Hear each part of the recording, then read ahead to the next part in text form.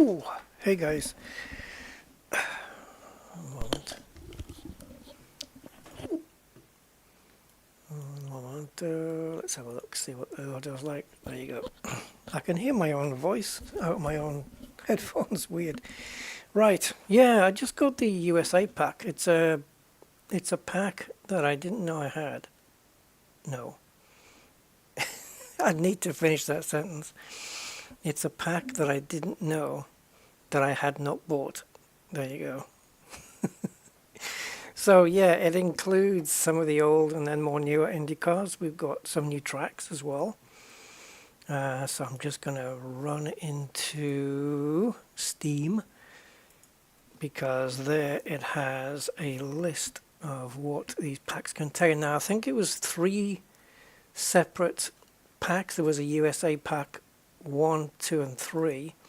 So what I've done is I just purchased the complete pack as one. So I'm just going to have a quick look in there. Okay, so we've got Daytona International Speedway with the road courses as well, and the oval to be added later. I don't know whether that's already there. Laguna Seca, Acura Grand Prix of Long Beach. Okay, that's a street track, isn't it? Anyway, DPI class, GTE class, BMW, Corvette, Porsche. Okay, then we have Cleveland Lakefront Road Course, Watkins Glen Road America, and then Formula USA Gen 1, which is what we're looking at right now, Formula USA Gen 2, and then Gen 3. Okay. So I wanted to try it out. Now I don't know what kind of wheels they're running on these cars. I think they're round, but I'm just going to try it. See what wheel I've got to run with. Steering wheel. Yeah, steering wheel, not the ones on each corner. They're definitely round. Yeah, it's been a little while since we played Automobilista. Okay.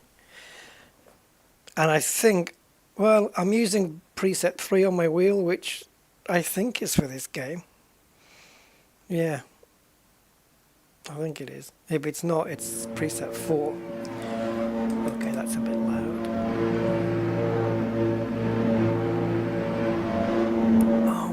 These names, I remember watching these guys racing. Wow. I remember Bobby Rahal, Paul Tracy, Brian Herter, Emerson Fittipaldi, Eddie Cheever. Oh my God, Jesus. Alright, what's the steering wheel? Do we have a camera? No, okay.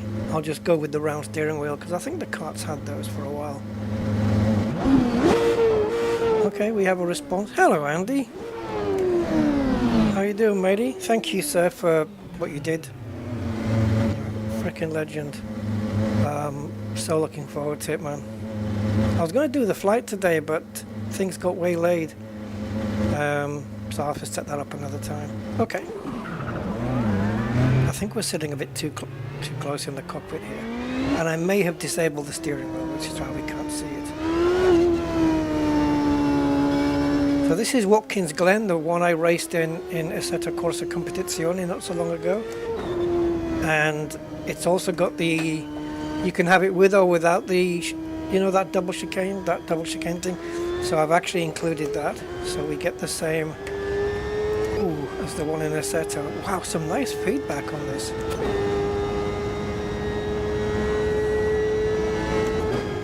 I don't know where my brake point is. I just had to guess.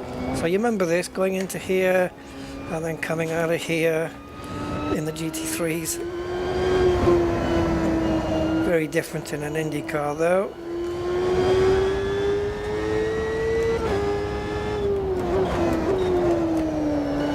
Okay, I haven't had the brakes lock up yet. I don't know how much pressure I can put on before they do that.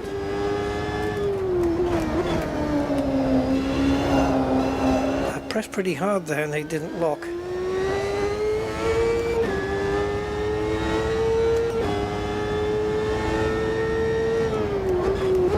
Is this what IndyCar sounded like back in the day? Mind you, from in the cockpit, I don't know. Ooh, no physics corner. Yeah, so it's brought some great tracks. I mean, we've got Watkins Glen here, which I love. It's a great track. Another one I like, Laguna Seca, and Daytona, which is really iconic. I used to race around that a lot with the NASCAR games.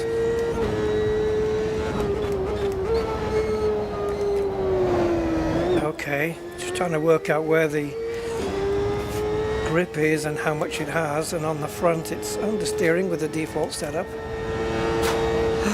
Ooh, and then the back nearly got out.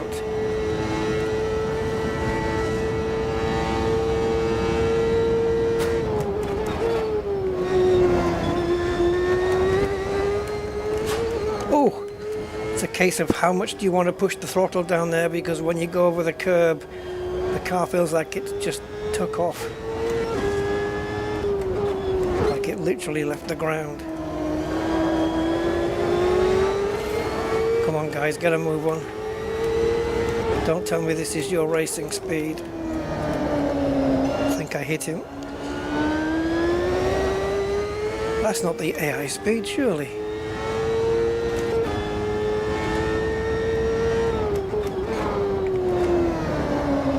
Yeah, we get a lot of understeer initially.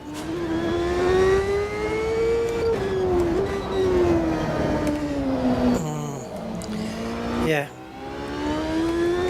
The initial turn-in is understeer and then suddenly there's over, which I don't particularly like because it's unpredictable. Oof. Yeah, it's when you turn in with a bit of brakes. Oh, I can feel damage. My steering wheel isn't straight anymore. My steering isn't straight.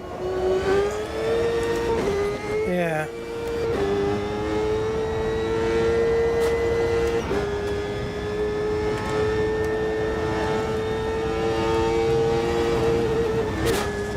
That was because I was looking up at the time.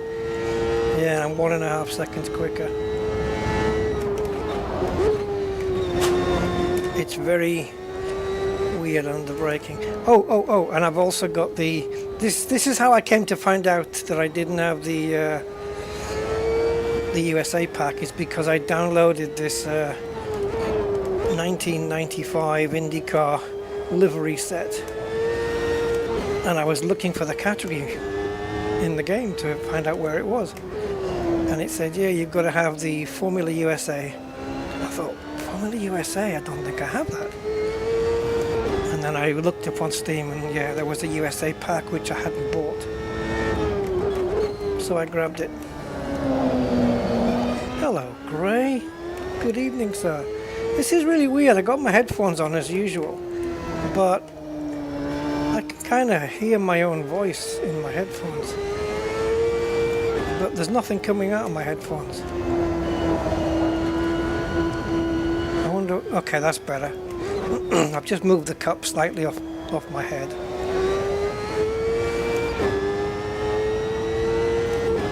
Do I have a Delta time? So Jacques Villeneuve now in second place. See if we can get this car. Yeah, see... We need to go for repairs. Yeah, it's the turn-in is weird. If I used a bit of trail braking, it oversteers. Now this game, its biggest downfall, unfortunately, is that it's based on the Project Cars 2 engine, and that had a serious limitation of 2 minutes for the replay, and that kind of sticks over into this game, which is seriously annoying. Now, how do we get rid of it?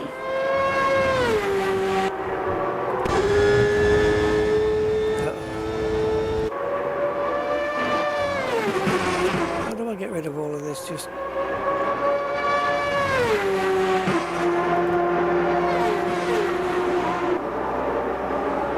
I could have got rid of the leaderboard as well. Yeah, so this livery, or these liveries don't come with the pack. This is this is what you get when you download the livery set off overtake.gg. It sounds good on the externals. Yeah.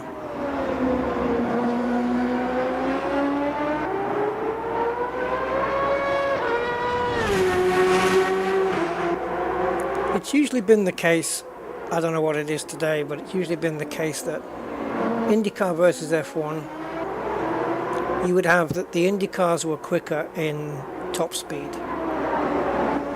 They had a slightly more top end than the F1 cars, but where they lost out to Formula One was downforce, grip, and most of all braking. The F1 cars will outbrake pretty much anything. Yeah. And the Indy car can't brake like an F1 car. And maybe that's why I'm going off in the turn one, because I'm thinking it can.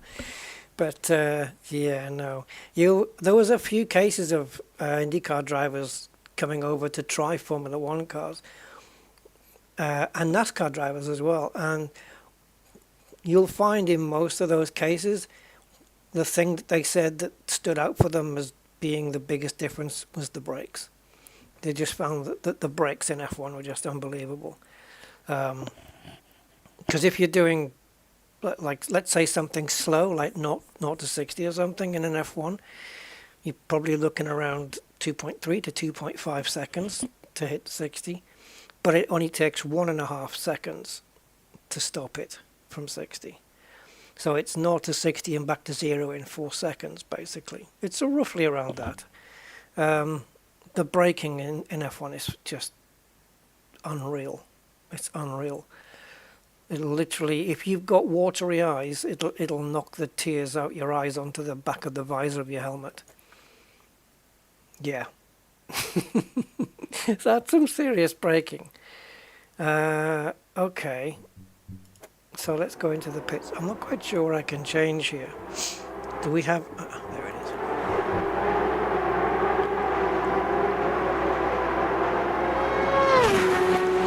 Right. Where's my... this? So we've got a -1 camber. I'm just going to add... Can I add a bit more? And it is symmetrical, yes? It's doing it on both sides. Okay. So we're just going to add a couple of degrees of camber on the rear, just to bring that rear end into check a little bit. You could add to the front as well. Oh, that's caster. Ooh. No, let's leave that for now. Right, how much freedom do we have on the ride height? 27 is the minimum. Okay, let's drop it a couple.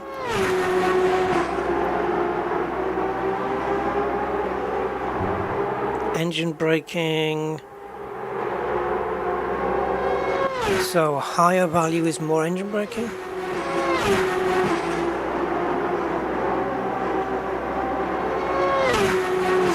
Lower values result in greater braking torque from the engine when off throttle. Ah, lower values, which may be desirable to achieve a slight trail braking effect without using the brakes. High values give less engine brake. Okay, let's try it on 1. So you only want to make small changes, really.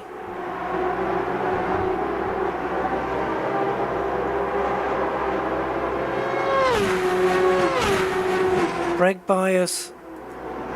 Sure, let's go a little bit more forward, the way I like it. I'm not going to save the setup because I don't know if it works yet. I think we definitely need to up the AI though.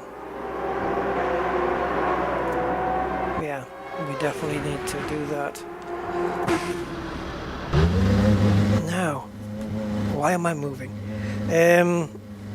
Where's my... Right, I think that I don't have a steering wheel here. So I have it removed for some reason. So the steering wheel and the arms are not there. I wonder if that's because they didn't look quite right, or I just preferred it. You know, like I have it in a set of Corsair where I don't use the steering wheel really that much. I wonder. I'll have to put it back on and see what happens, I guess.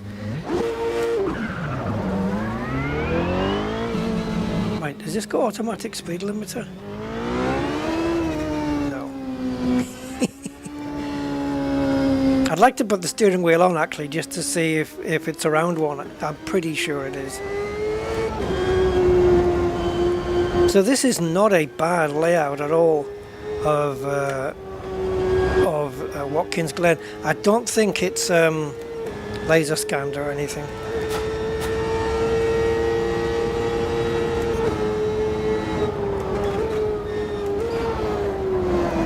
I think the one in ACC is. I'm not sure. I think it might be.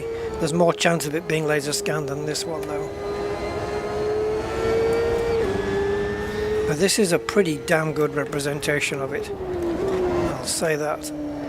The corners, every corner that I go around here feels just like the one in ACC. So they must be doing something right.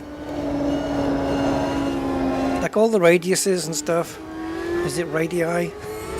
All the radiuses feel exactly as they do in ACC. Oh God. Such early braking. That's why they're so slow.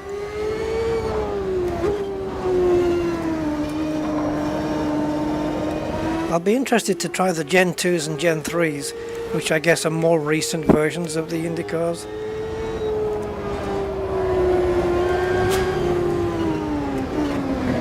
I shouldn't have let them through.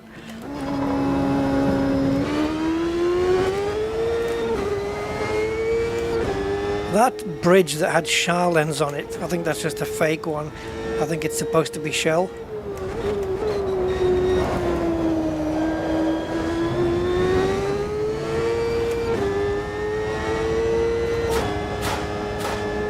Oh, you can hear the bottom of the car hitting the track there. Oh dear. That's from me reducing the ride height on the front. Ah! Very early braking there. Car feels weird. It's understeer, oversteer, understeer, oversteer, like very quickly.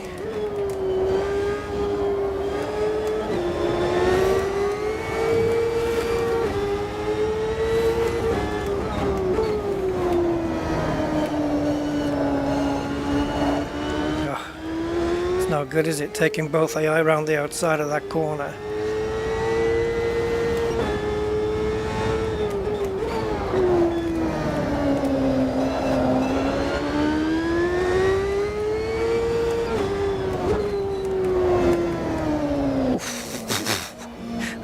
Oh man, understeer city. Yeah, see, it's just it understeers and then you just lift off the throttle just a little bit and the back end kicks out.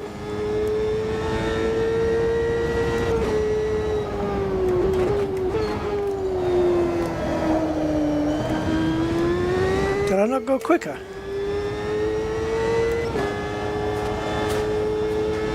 What have I got, a 36.1? Alright, let's push. Says my potential is a 34.4.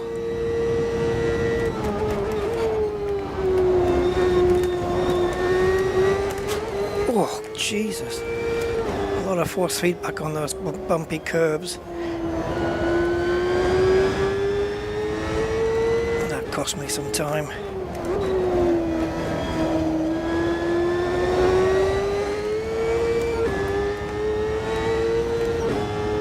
Potential 34.0 now according to the display on the bottom left.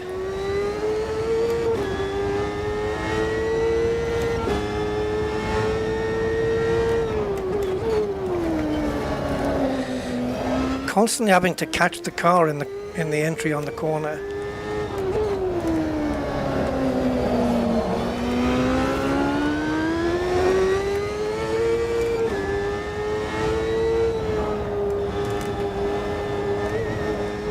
Does that count?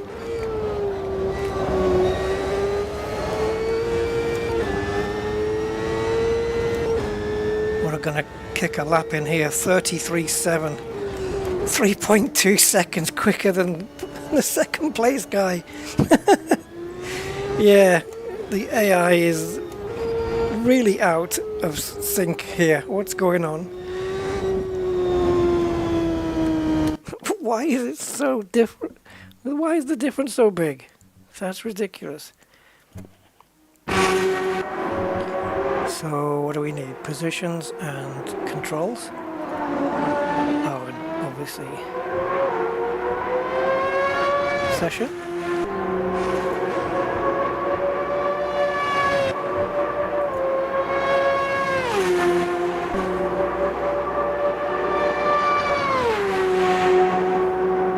Yeah, pushing here, man.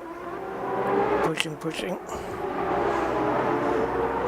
Yeah, that curb, that initial curb there, when my left hand wheels go over it, it really jerks the steering wheel hard. I'm not complaining though, because I spent years with a shitty belt driven steering wheel. And now that I have direct drive, I ain't gonna complain about too much force feedback. Nope. The more the better. But it can hurt if it catches you, if it catches your fingers. Especially on this wheel, it's got some sharp edges on it. Yeah.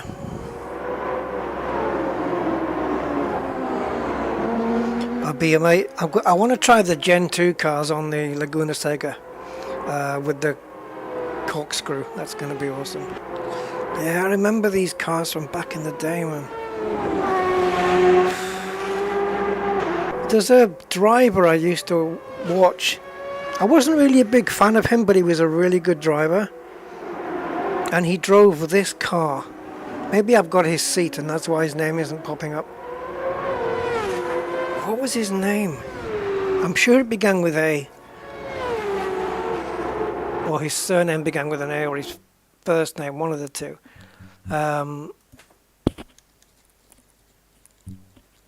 But he's not in this list. And I think he was around this time. So if I take a different car, it looks like those setup changes I made helped. And I didn't save the setup. What was his name? Let me pick a different car. We've got the genuine draft, which is what you get if there's a genuine wind outside and you genuinely leave the door open. Scotch. I remember this car. This is the Honda. I wonder if it sounds different then. I think they're all based... Oh, wait a minute though, are they? Oh no, Lola and Reynard. Okay. So... let's try... Is it called Acura? Or Acura? No, Long Beach then.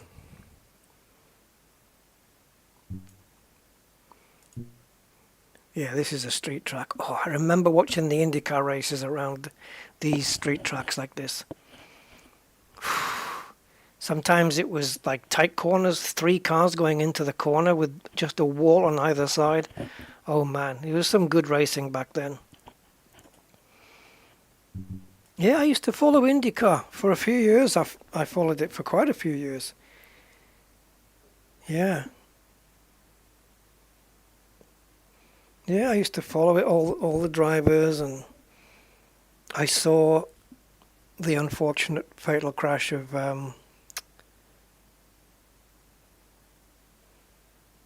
Greg Moore. That was horrible. Yeah. It was one of those crashes where it left no doubt that the guy wasn't going to make it. It was one of those. The way it hit the wall, you knew that no one's getting out of that car. That's the guy, Alanza. Yeah, there you go. I was in his car. Yeah, that's why it was taken out, Alanza Jr. Yeah, he was a good racer, this guy, but I was never a fan. Don't know. Not my thing.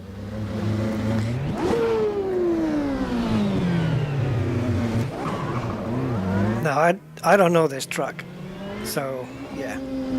Where's my limiter? Have I got one? There we go.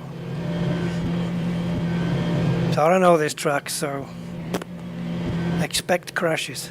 All I've got is the track map, and I don't really like using those because I end up gazing up at them and then I'm into a wall. I just prefer to learn it.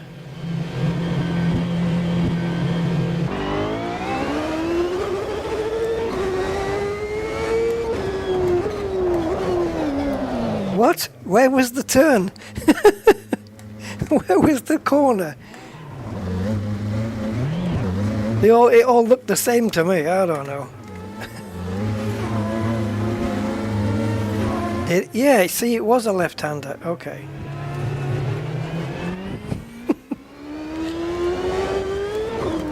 Oh my god.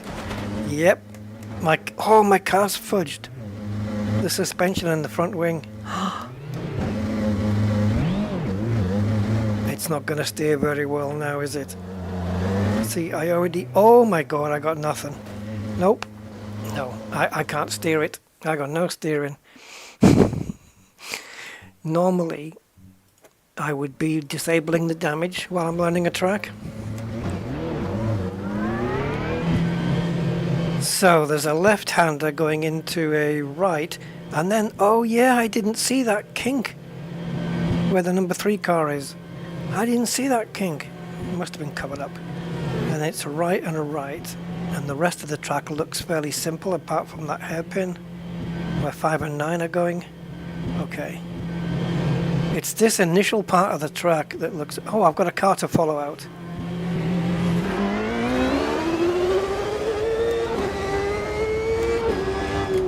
Ah! I saw the turn and I missed it. Oh, don't hit anything. I saw it this time, so that's an improvement. My god, I do not know this track at all. I watched them race it, but as I said, I need to be in VR here so I can look out the side. Oh! Did he go through me?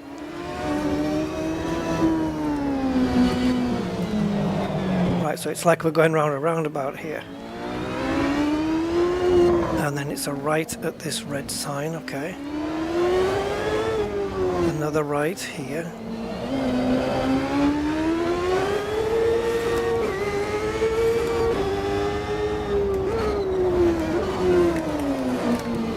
Left here. I want to stay behind you, mate, because I want to see where we're going. Right at the blue. Right at the blue. It's not blue, it's black. Right at the black. So this is the long back straight then, into a 90 degree.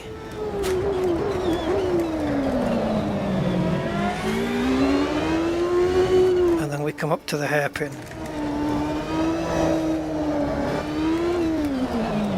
Oh my god! How tight! That's like Monaco. Frickin' hell. Need to be right round the outside for that one. Oh.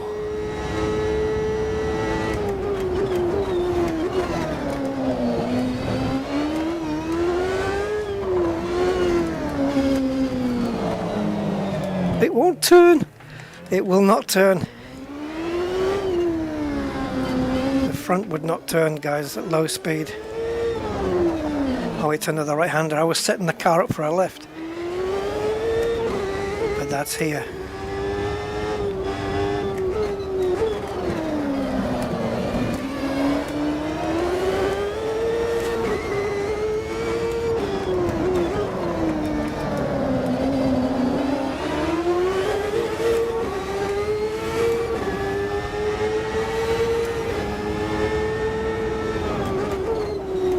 Hey, I might set the fastest lap within 4 laps, who knows? I can't believe how tight this hairpin is though. Oh, that was too tight.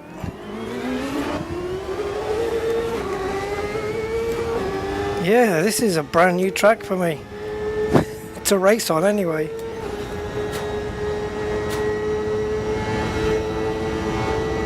Ah!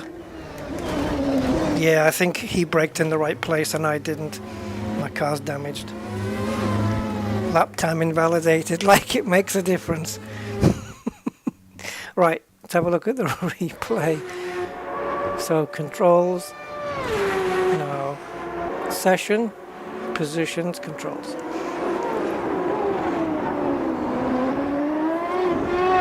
I got a decent-ish lap.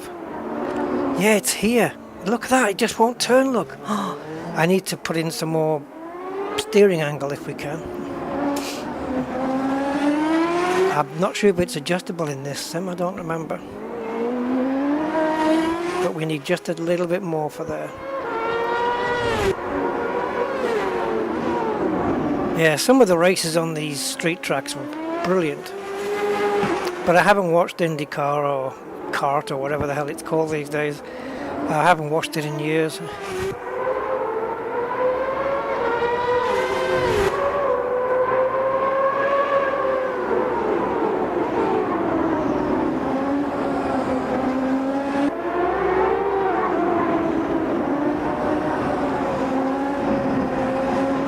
So here's the hairpin. But I got it too tight a bit there. Yeah. Let's see if there's any visible damage, because my front left wheel got pretty banged up. Oof. Yeah. Is it visually not pointing in the right direction? Don't know. Let's get fixed up. No, I don't need new tyres, matey. Who are you waiting for? It's not for me.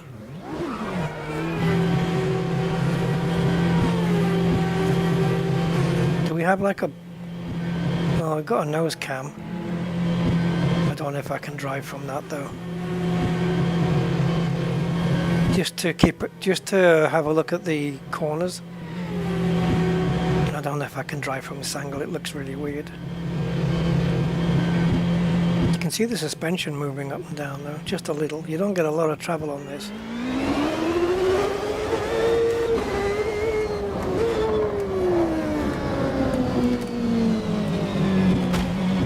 Oh, come on, man.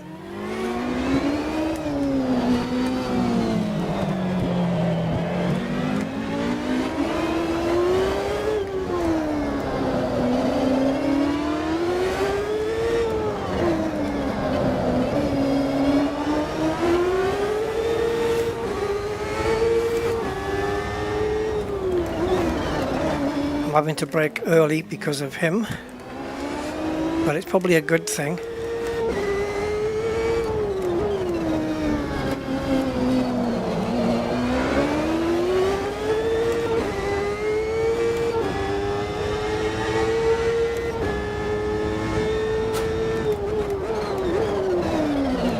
Yeah, brake too late. Yeah, it will not engage neutral or first until we come to an exact dead stop. You can't be rolling back and then engage neutral, it won't let you do it.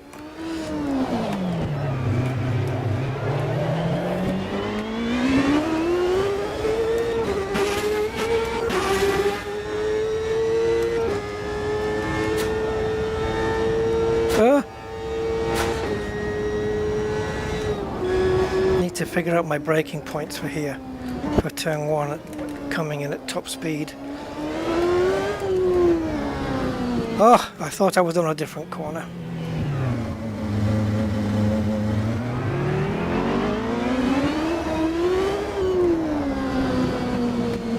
I have to remember that I don't take any corners before I come up to that green roundabout thing.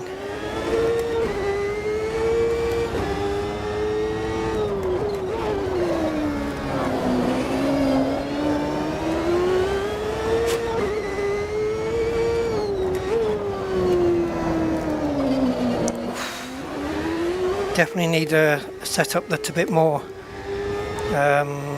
oversteery.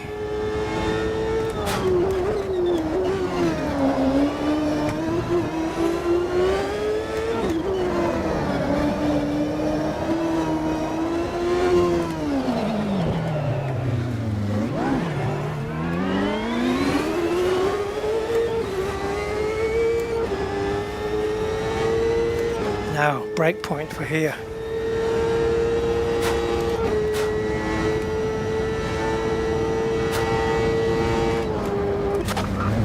Yeah. Well, it wasn't that. Where are we? 19th. Yeah, where's the breakpoint for there? Maybe I should do another reconnaissance lap and find out. It's not the same as it would be coming out the pits, obviously. Very, very different. Oh. Be nice to get a clean lap.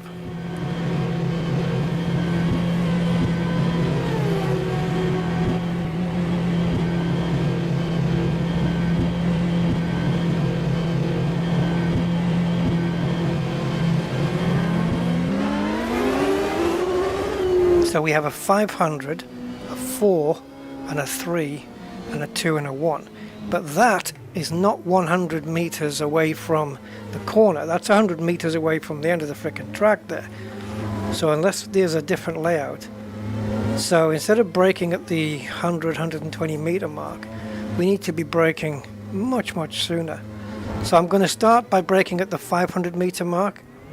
See where we end up. If it's too early, then we'll do... I'm not bothered about the penalties, they're meaningless. Then we'll do a 400 or whatever, or 450. I don't know, we'll work it out.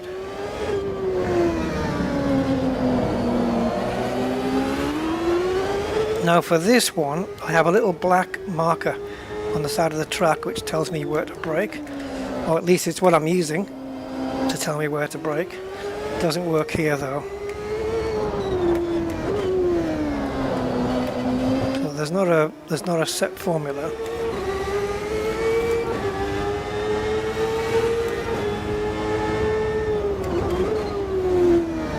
See, I'm having to brake at 500 because I don't want to go into the back of these cars.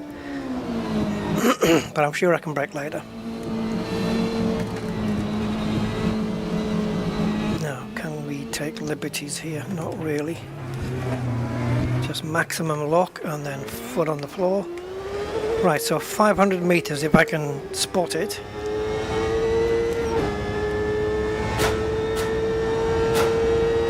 Oh, do they do meters in the US? Yeah, that's too early. Okay, so maybe we'll try the 400. Ah, it's not this corner. I keep going to the wrong side. We can take a lot of liberties with that curb though.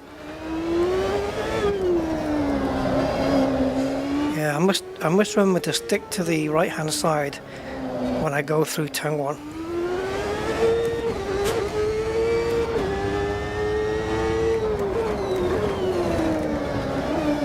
Oh, I blipped a bit of throttle on there. Didn't help.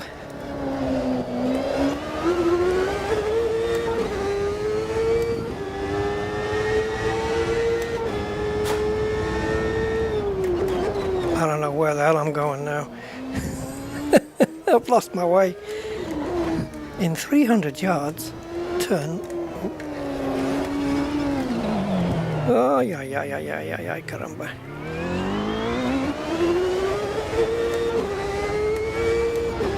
Okay, let's brake at 400.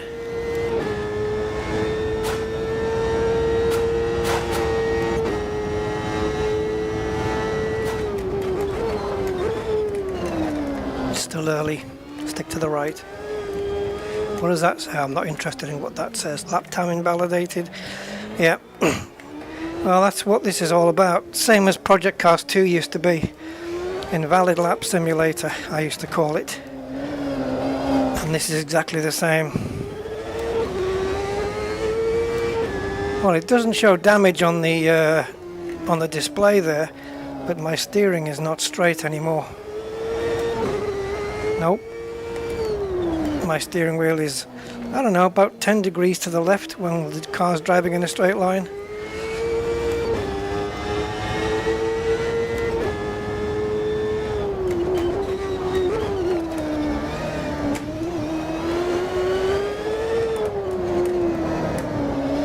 Yeah, it feels quite loose. Not because of the damage, just because that's the way it is.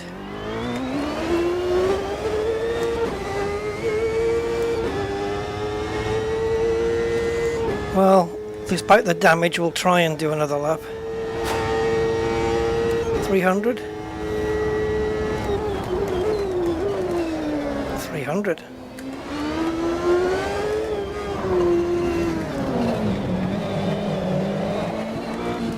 Oh, this steering is now being a bother. It is not steering in a straight line.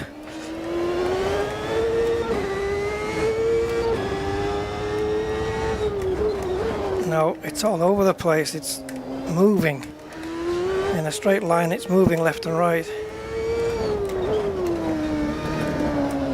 Still think I'm braking a little early there.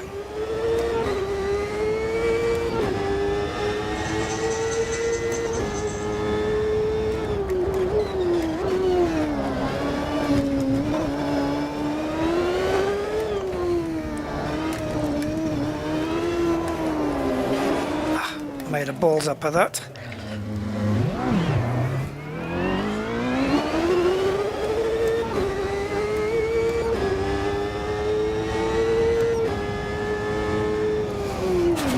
Okay, so now we're 3.9 off, so we'll come into the pits and make some changes.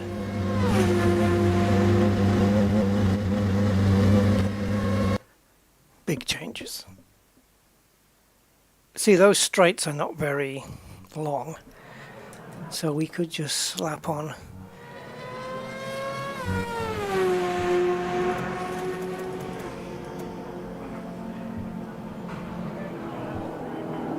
ooh, hold on. What was that set to? Is there a default? Reset.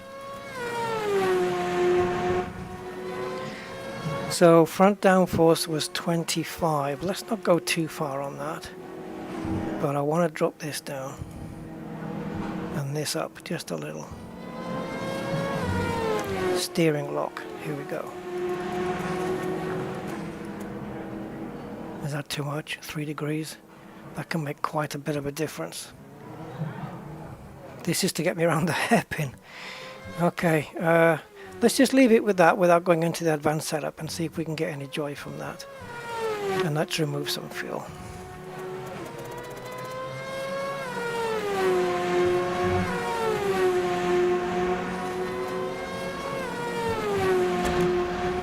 Okay. Who knows? Who knows what will happen?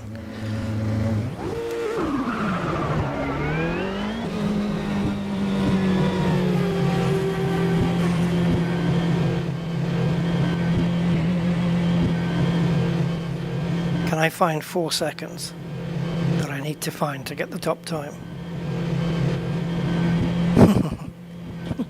It's unlikely, isn't it?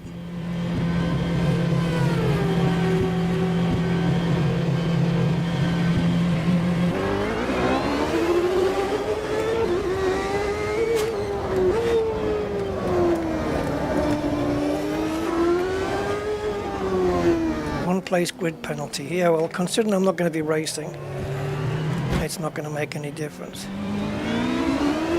I think we need to just note down that top time of a 12.2 and then do this solo so we're not going to get hit by traffic. Literally physically contacted, like hit, you know, because it seems like every lap I have to do around here is with damage.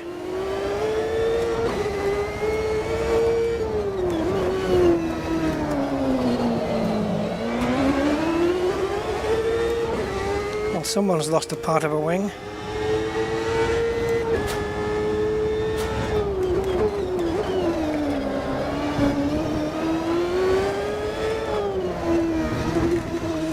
too much curb. Okay, noted.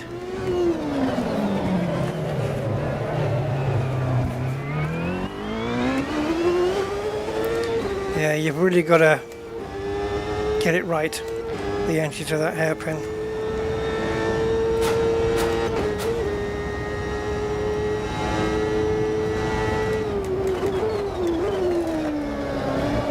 Now what?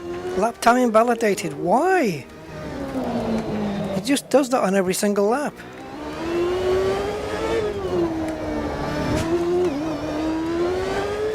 And the problem is it doesn't even record the lap time, and it still should. It shouldn't count, but it should still record it. It's still not turning in, guys. It's still not turning in. And there's no point in me pushing it because it's an invalid lap anyway.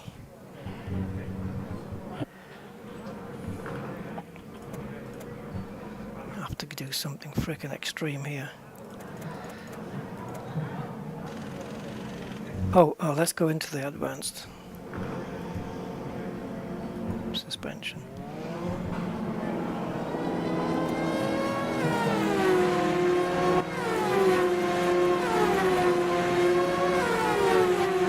Oh, Jesus, wrong one. I wondered why it was going in the wrong direction.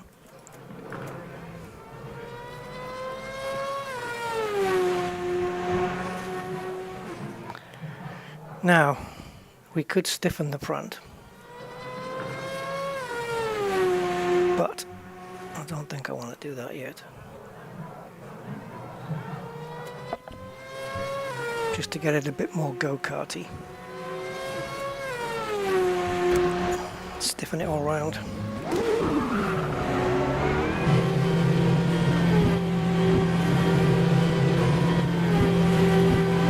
So much traffic. We've got a gap here though. Come on. This is a long pit lane. Got car number 15 coming round, but we're going to beat it.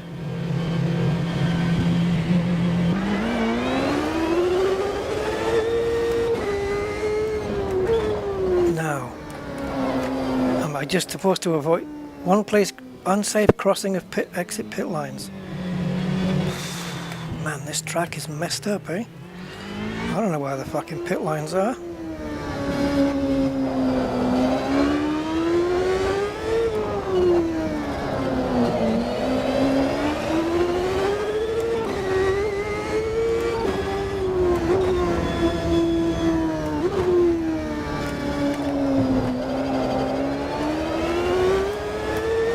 Car's quite pointy now.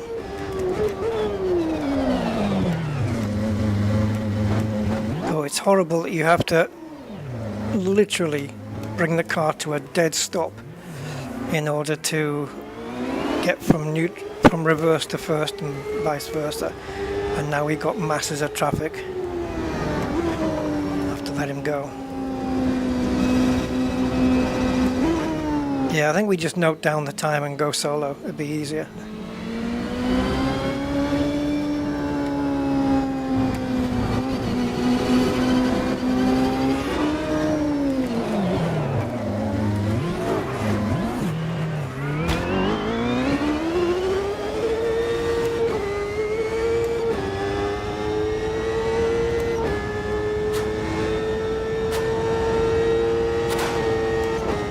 Hitting the ground so hard. Of course there's a car that's just come out. Lap time invalidated. I can't. Okay.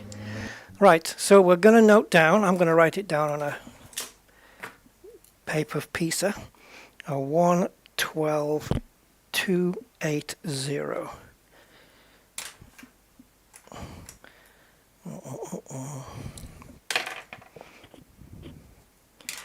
Alright, and then we're going to go to the pits, edit the setup, save, and we'll just call it. That's it. Isn't it? It makes you wonder, doesn't it, why they give you only a certain amount of characters to use for a setup name? What's the point? It's not like, it reminds me of DOS, you know, when DOS names used to be 8.3. That was it. That was all the file name you got. It's like this. Why is this? Why is there this limit? You can't create a file with a bigger file name? I don't know. Anyway, it is what it is. They're just things, little things, you know. With, I say modern games, this is a 21st century game. It's just weird that they have such limitations. I can understand why it was built by, you know, the developers of project cars. And they're just quite a weird developer.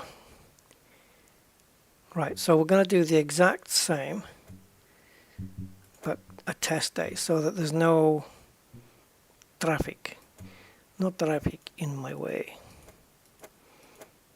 And I need to figure out how to avoid getting my lap time messed up in turn 1. What am I doing that's against the rules? Because I can't figure it out. Doesn't make sense. What was I saying that I did? They have the other version of the track.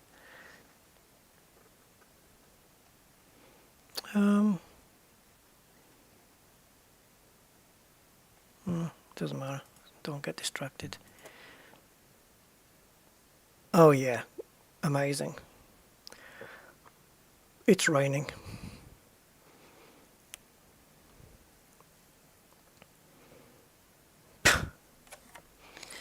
Yep. Oh, and it's nighttime as well. Well.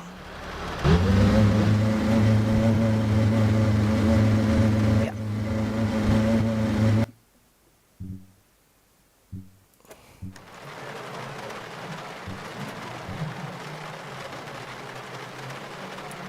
So we're on wet tires, are we?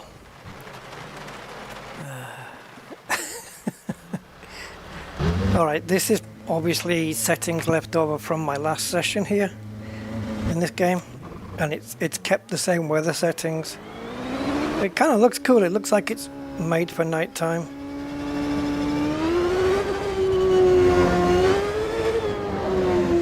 But I can barely get my way around. Right, so if we cut this corner. Now, did it not get invalidated because it's the outlap and I'm just going too slow anyway? I'll have to figure this out. Alright. Right, let's get the correct settings because we haven't got any headlights and we can't see where we're going. And there's not enough lighting. Certainly not in that corner. So we want some sunshine and let's go midday so the sun's directly overhead. There you go. There you go.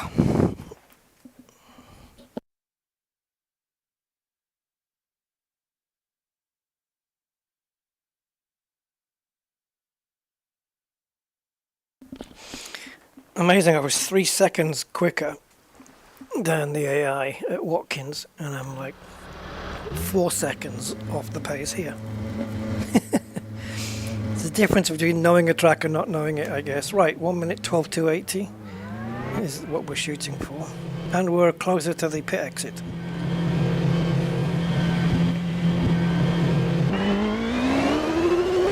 I didn't load in the setup, did I? These are things you remember later.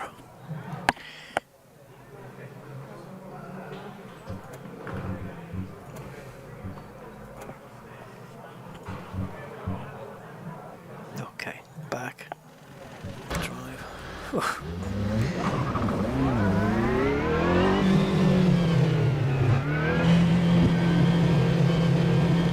Now, I braked very late when I got the, you were not going to allow your lap. So is it going out wide? Is that the problem? Because I do see some lines on the track there, but I don't know why that would be any issue. I don't see why that would be an issue at all. I just have a feeling the next time we go into turn 1, it's going to invalidate my lap again. And I'm going to know why. Unless I run it on a replay and see what I did.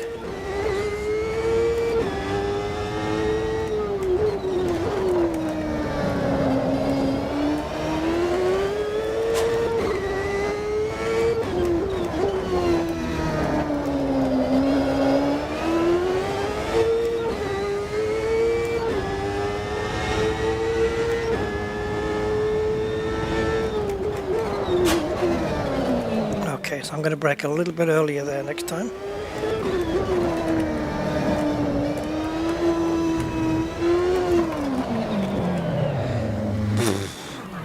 Yeah, it can cost you over a second on that corner if you get it wrong.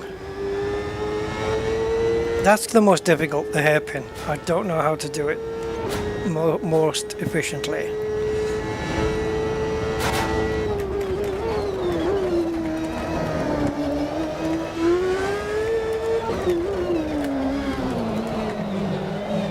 Oh, that cost a lot of time.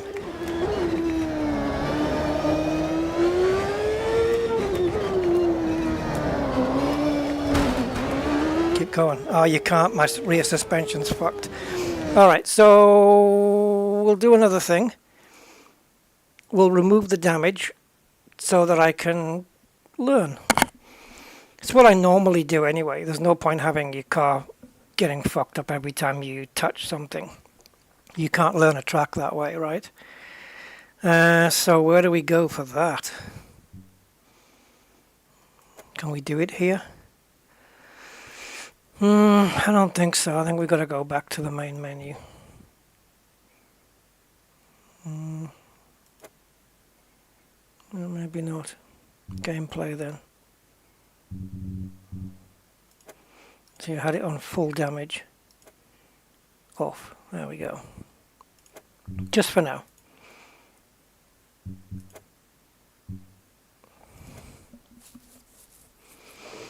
That way I'm free to smash into a wall and just carry on going around. Which means I don't have to keep going back to the pits to fix the damage, to come back out, and it's annoying for everybody. So we'll just keep it off for now. Right. We don't want to edit the setup, do we? We want to load it. So why does it say edit? Okay. Go.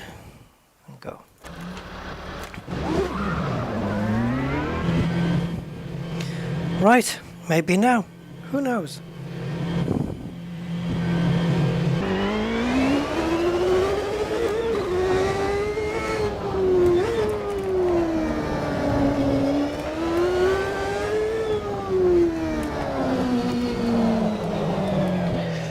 You really have to go a lot slower than what you want. Slower than you think you would be doing in a race car. It's got no turn at all, eh? Tyres need to warm up.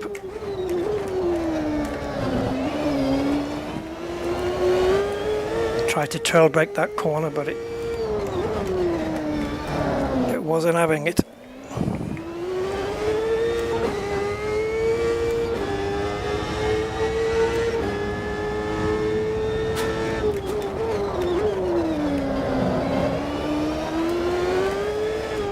Very, very pointy initially going into the corners, which is what I needed. But yeah, it's twitchy. It's fine, it's fine.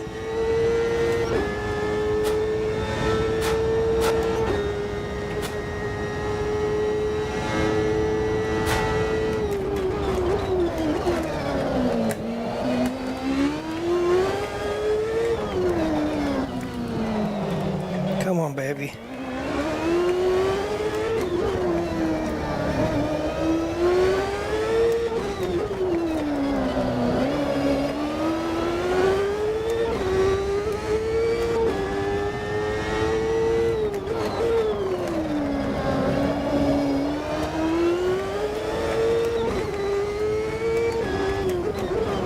She gets really twitchy when I lay the power down at the back end. Wheels spinning up, I guess. And it's just fine.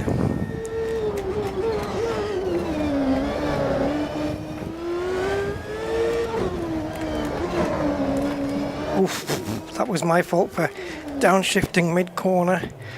Full steering lock. Go! That last corner's an absolute bitch. Oh my god. A 112.6. So we were 4/10 off the fastest. 112.2. Hey, I'll take that. I think we lost it all in that hairpin though, for sure. I need to figure that out. I'm not going to do it now though, but in the future. I need to figure out that hairpin. Interesting, man. That's a tricky circuit. Jesus hell. Like here, I just treat that like a roundabout. See that snaking the back end? Every time we get the power down, the back end just is a little bit wheel spinny. And that's just fine with me.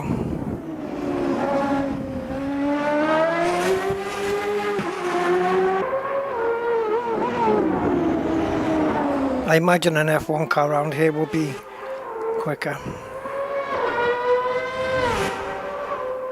We've got one. We've got old ones, not quite so old ones, newer-ish ones, and new ones. We've got all the way back to, I think, the 60s. Yeah, from 60s to present day-ish. Oh, that hairpin. That was so badly taken. Can I scrub back? Oh, it doesn't let me scrub. I have to go this way. Right. Right, I want to see the hairpin. Okay. So this is it. I shifted gear mid-corner there, which wasn't handy. Okay, so this is my mistake already. So we went right near the wall.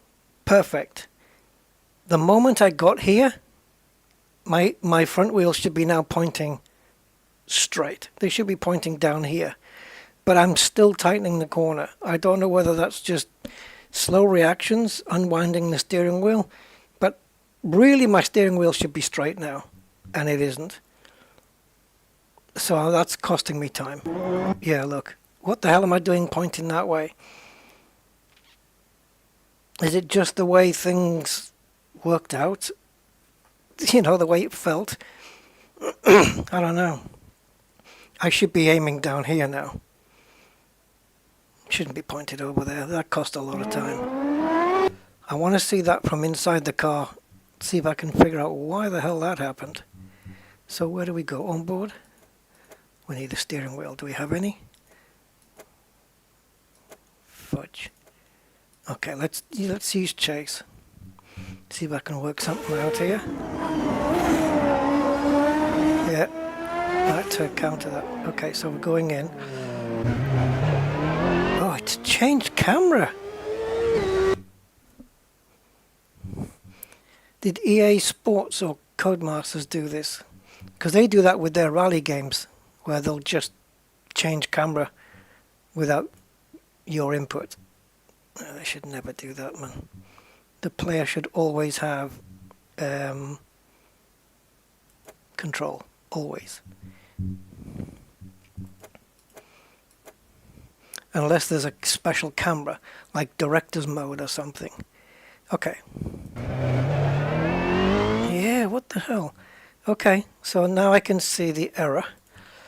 So we come down here, we switch gear, and we get a little bit of the rear end going loose. Yeah, I should have aimed it more to sail down the edge of the wall. Not touching it, obviously, but to follow the profile of the wall. Okay. Did that cost me 4/10 by not doing that? Nah. Maybe a couple of tenths. We would have been 12.4 maybe.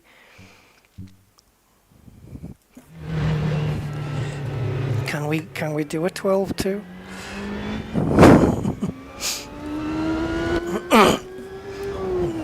Sorry, I was just repositioning my headphones there. I'm getting an echo.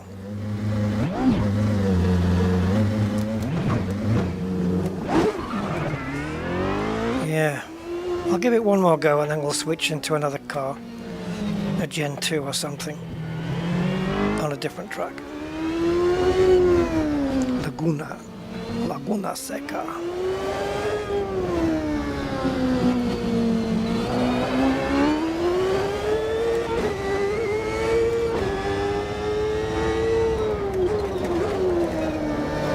You have to really get close to the inner walls there, you know, to maximize your exit. Traffic cones in the way there.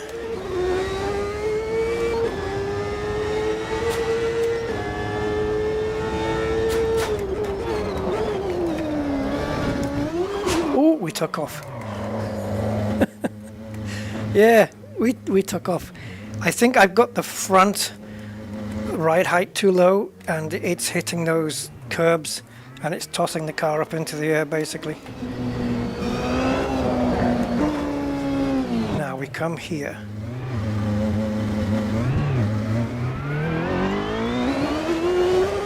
Yeah, you can get on the throttle sooner like that, and then we bring it over to the right as we go through the bend.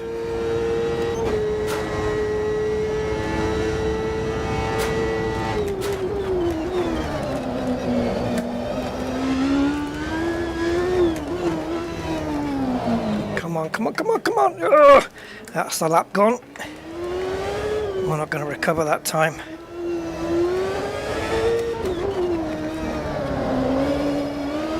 No matter what this lap's going to be, nah, I'm just pushing hard as fuck now to try and make up that lost time.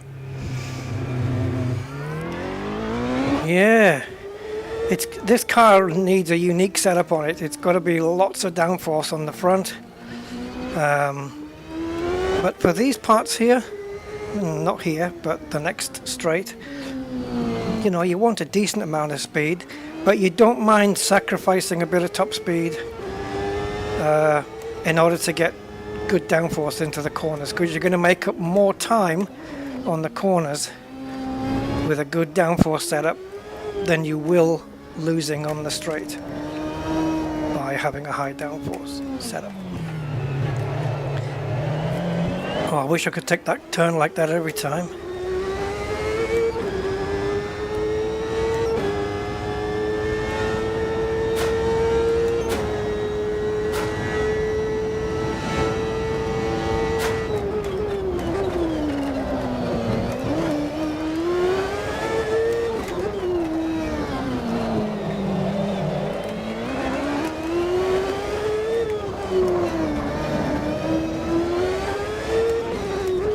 Man, we're really forcing the car through these corners. Oh, no! Oh, there goes the lap. Oh well. I think we were quicker there, guys, honestly. But I think that's the lap blown. I mean, I'll push on, but I think it's gone.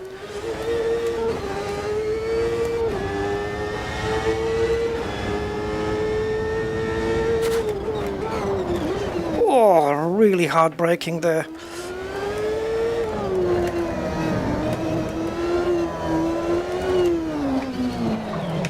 No, I fucked the corner up again. Yep, fucked it up on the entry. What did we get? Oh, we beat it, a 12-1. Yeah, but the lap, I messed it up at the beginning. We did beat that time though. That 12-2 that we were aiming for. So we would have been fastest in the session. Oh, we would have been into the 11s, I think. I messed up the hairpin a little bit. And yeah, that corner which we had to twitch on. So, I don't know. 11.8 was possible there, I think, maybe. 11.8, 11.9, something like that.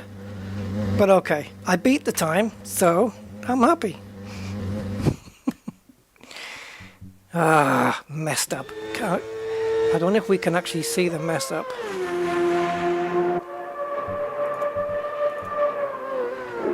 Where was it? That turn one was brilliant. It felt really good. Let's see if we can watch it in slow-mo. The back end slides out a little, but it's enough to just make that corner flow nice. Let's see if we can see it. It felt really good into turn one. It was oversteery, but it was just the right amount. Look at that. Oh, let's go back, go back, go back. It was perfect. Look at this. Over the curbs, which knocked the back end of the car out, look. And it helped it round the corner. Perfect example. Yeah, this is what you sometimes do. You see how this curb is slightly angled? So you can just use them to help get the car around the corner. Ah, bollocks. Sorry, guys. I did it at the wrong speed.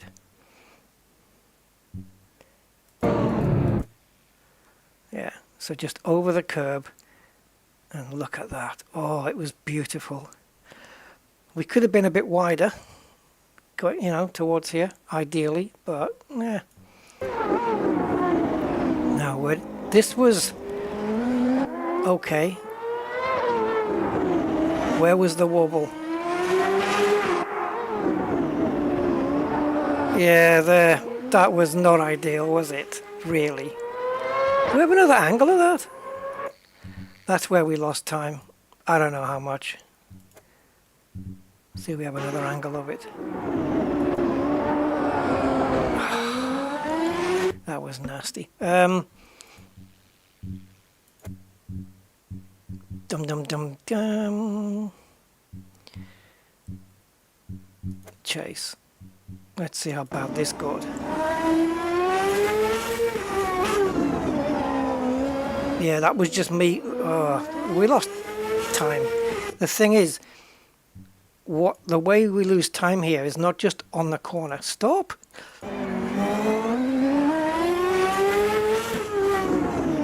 So what happens here? What happens here is this. Right, so I get on the power too early, push the rear end out, and now the car is doing a speed that's a lot slower than we should be doing right now. Right, so let's say we're doing, I don't know, 10 kilometers per hour slower than we should be doing. That loss, we're going to lose that amount of time. That acceleration it needs to get up is going to be lost for the entirety of this straight until we hit the brakes again. So we're losing time all the way down here, not just here. It costs us all the way down. Because at this point, I'm doing, let's say, I don't know, 140 kilometers per hour. And had I not had that slide, I probably would have been doing 145 or 150. And here I might be doing 165 when I should be doing 170. And you can't catch the time back. It's gone. And now you're braking and going into the corner again. Now it's kind of reset. Now your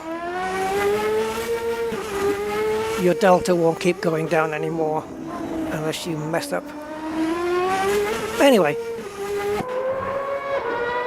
that's basically how it works. You mess up a corner, and if you've got a big long straight just after the corner you've messed up on, you lose time down the entire straight, and it's heart sinking. Alright, so come on. What are you doing?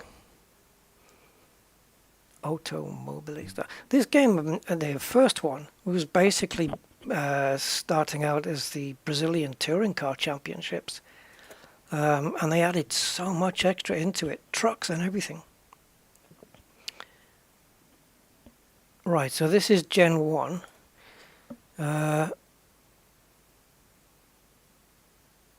Oh, it's got this is the latest, the 2023 cars. Okay. Oh, we'll have to have a look at those. Yeah, you're kind of enclosed in a cabin. This was a proposal for Formula 1 as well, but they never went with it. They went with the Halo instead, which has saved lives in F1 already. Yeah. Potentially, anyway. So, Gen 2. So these are the more modern. Do we have a year on this? Not really. So these will all be fake liveries then.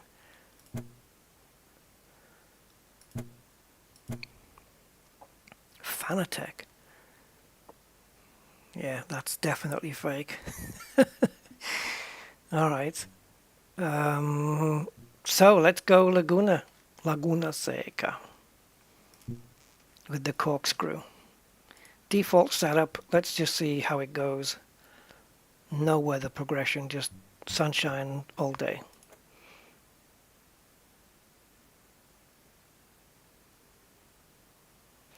Yeah, the more modern. I didn't know the 23 cars were part of the pack there. That's brilliant. That'll be an interesting drive to see what they look like from the inside. Like a frickin' fighter jet. Drivers to your cars. Drivers, start your engine.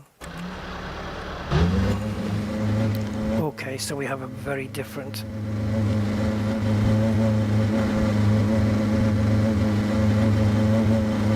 God, look at all that mechanicals. That looks so old-fashioned, doesn't it? Wait a minute, what's gone wrong here? Oh, it's pitch. Okay.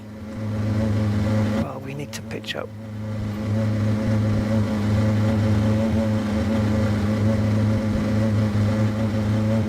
I wish I could just see a bit more of those front wheels.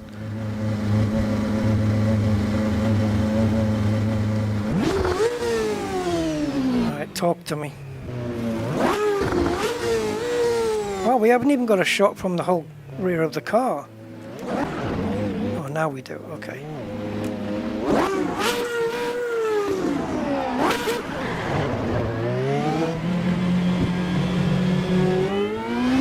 Oops.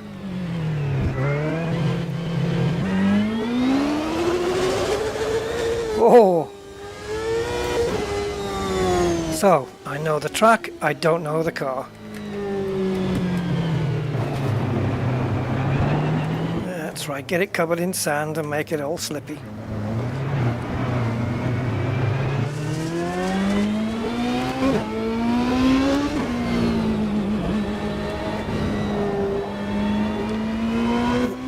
Okay.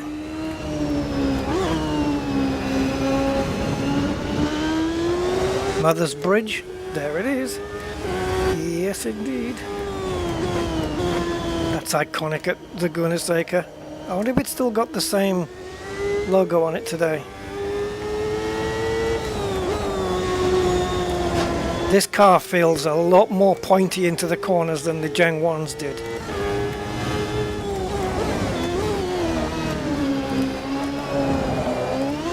Oh, not quite enough. I can't see over, it's completely blind. Oh, it's a lot more pointy. This car would do well round Long Beach that we've just been to. And it does feel quicker as well. It feels a lot faster car. I don't know what the year gap is between them. Yeah, this feels really quicker.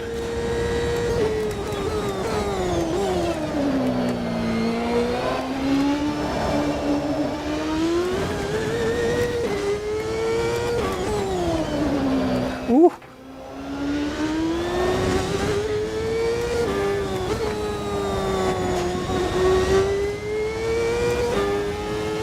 Am I pushing too much too early? Maybe. Maybe. Brake balance. Do we have it on a button? Oh. Oh, there we go. But it's on the wrong buttons. Oh, it's going up in whole numbers. Shit, where was it before then? Okay. Yeah, it's on the wrong buttons, but never mind.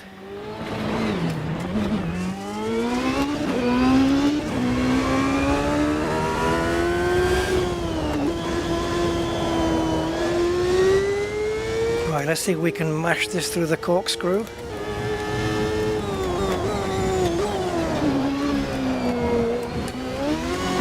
It's still not enough. That's just me. No brakes through there, just coming off the throttle and inducing oversteer with the throttle. Twice through that corner, which was too much.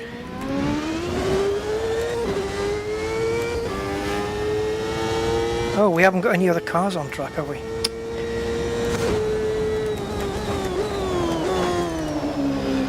It'd be easier to manage traffic around here, perhaps.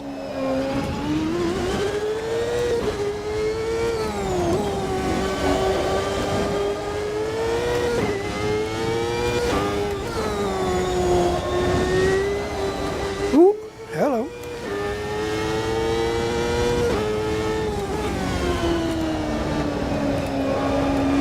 Oh, the back end nearly wanted to go again. No damage, no damage, no damage. Hey, hey, hey, hey! Exaggeration or what? Are you going to correct yourself at some point? No?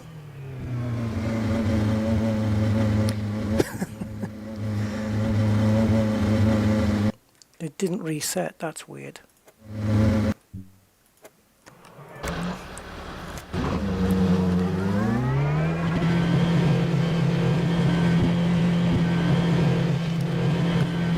Minute 40, eh? That doesn't look too promising.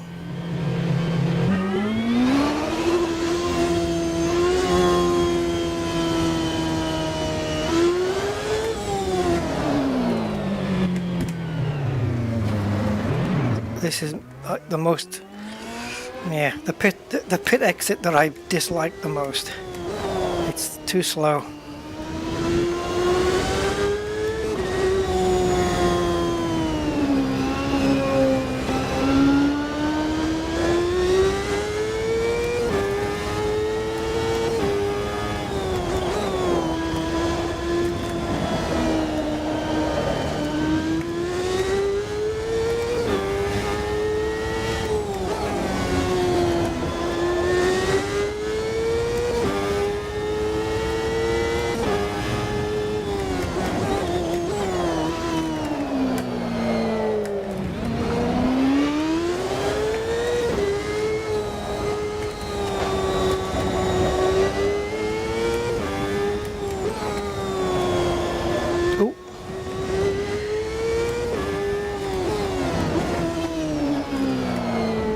Yeah, she's very pointy turning in, and the rear end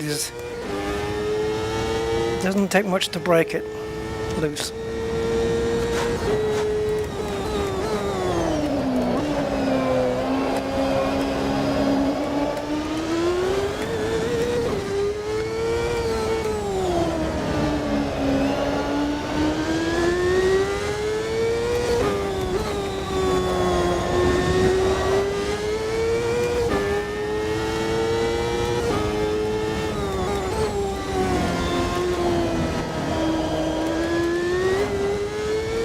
I'm going a little bit slower than what I think I can do, just to try and stop the back end going out. So I'm being a little bit cautious.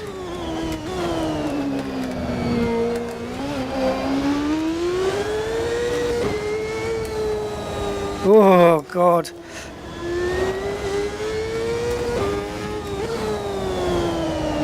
That was well off. Yeah, that was a misjudgment from me.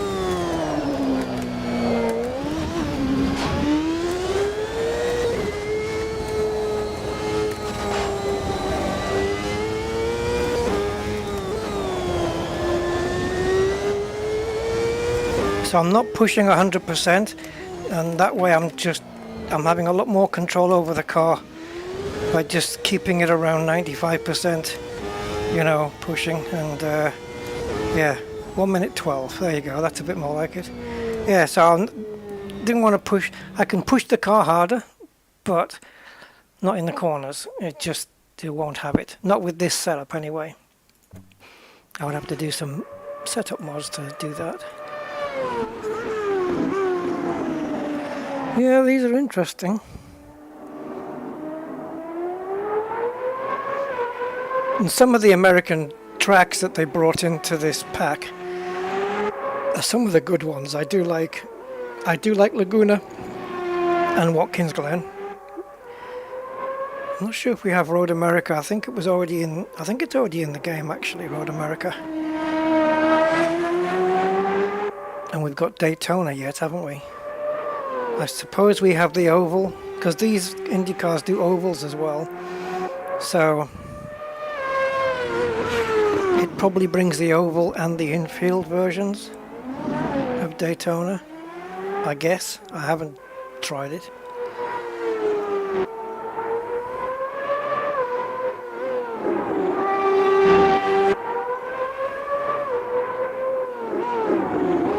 I wonder how this compares to the 23 car, the 2023 model.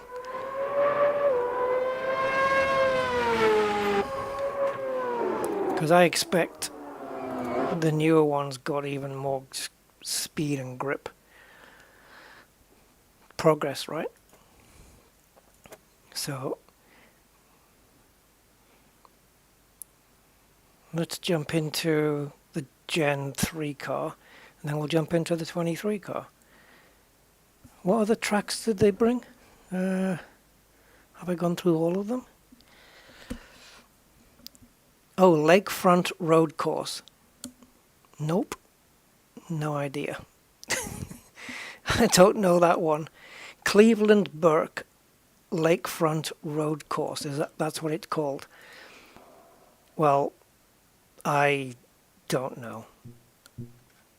I have never been on that track in my life. Didn't even know it existed. Alright, let's just go here. Formula and Gen 3. Nope, that's 2020. What, they've moved around. Stop moving. There we go, Gen 3.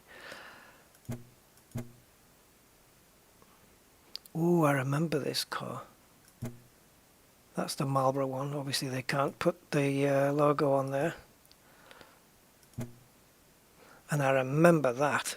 Yes, sir. Let's go out in that one. Right. Cleveland Burke. It's not going to be called that. Lakeland then, I suppose.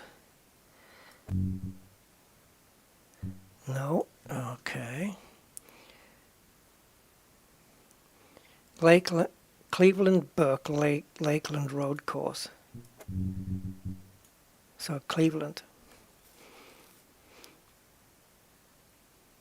Is this the one that's on the airport runway? Because that's an airport runway. Yeah, look, 24. Yeah, Cleveland. Okay. Should I have to run beyond ATC first? Probably not.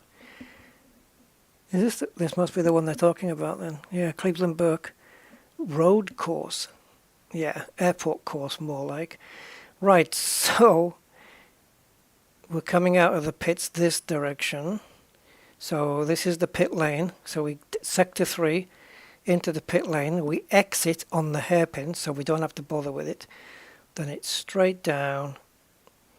And then it's a right and a left and a right, and a right and a right, and a right and a left. Okay. Yeah, on an airport. I remember seeing them race on the airport.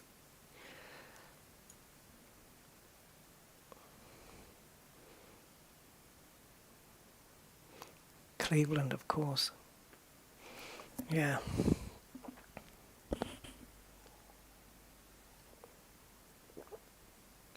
I can't remember who were the main sponsors on this car, the real one. But those colours I'm very much familiar with.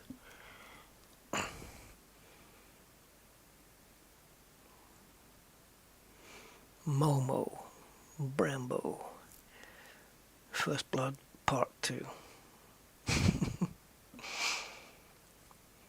Well, come on then. Long tracks may see rain falling harder on some points of the circuit and less in others. You get a lot of that in Spa-Francorchamps in Belgium. You can have rain on one side of the track and dry on the other. That makes for some interesting racing. Yeah, yes it does.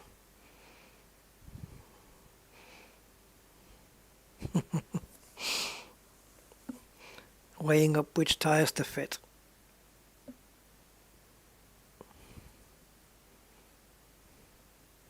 It's like there's more than one little biome hovering around the track, because it's in the, isn't it the Ardennes forest or something, Spa, after Eau Rouge. It's all like the trees overhang the circuit, I think, or at least some way. So when it stops raining, that part of the track can stay wet for a bit longer, because you've still got all the drips and drops coming off the trees, you know, keeping the track wet. Oh yeah. Reynard Ford. Okay. Ooh, very different seating position. Should we, I don't know, let's see if we can put the wheels on here. I don't know if we can.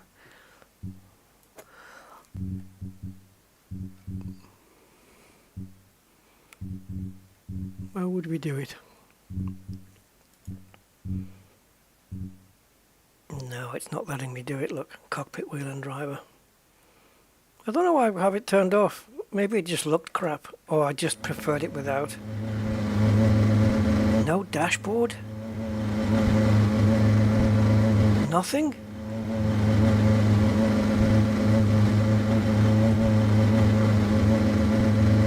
No dash, like nothing, zero, zilch, nada, nothing. Yeah, it must have all been on the information must have been on the steering wheel, I suppose.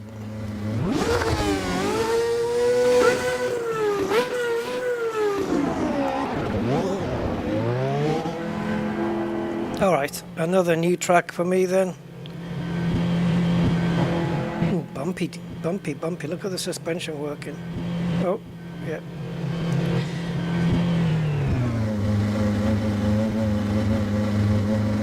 Oh, we're on the, this is where we sit and wait for clearance. We want clearance for takeoff. Landing lights on. This is going to be so open, isn't it, that I won't know where the hell to go. Where am I going?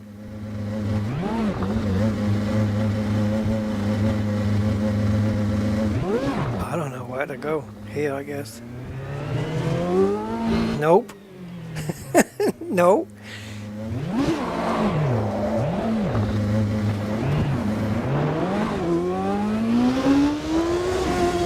So we make for runway 8 left.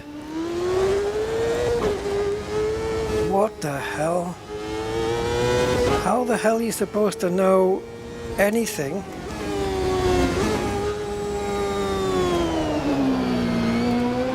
It's like racing in an open field. I don't know where the turns are.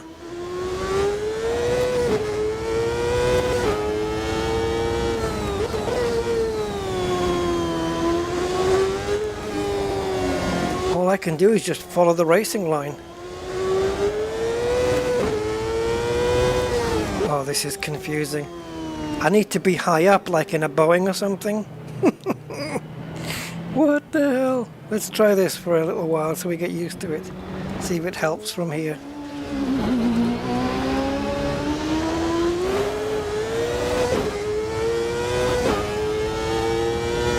So when the driving line gets really dark, ooh, that's normally when everybody's starting to brake.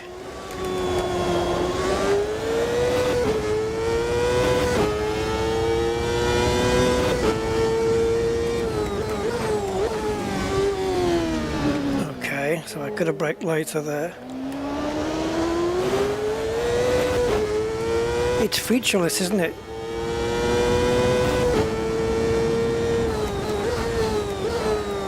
All I can do is just follow the racing line in, but that's going to make me slow, I think.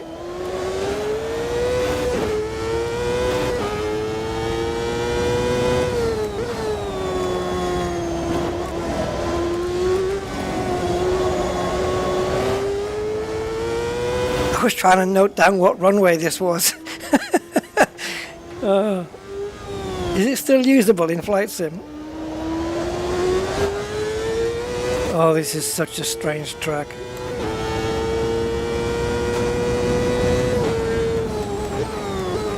I've never really raced on an airport runway before. Ooh. Oh, I tried to wheel spin and donut the car and recover it. It wouldn't do it. Don't know why.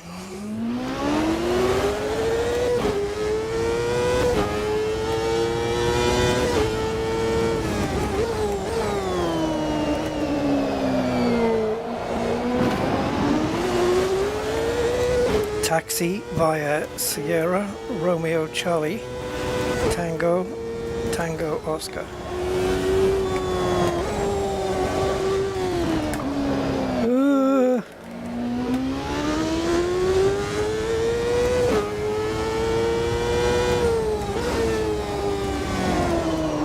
Ay, ay, ay, ay, ay, ay.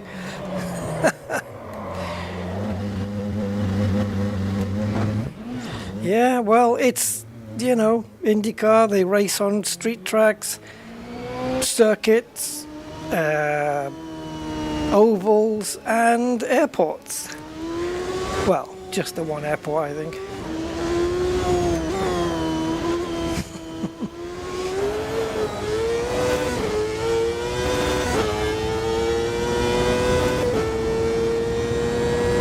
That must be the pit entry.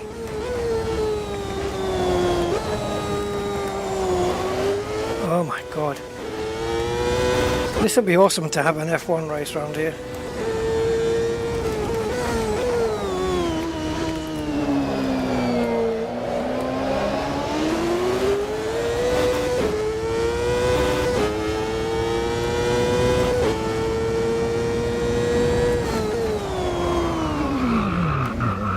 Okay, so I think we need to definitely adjust the brake balance.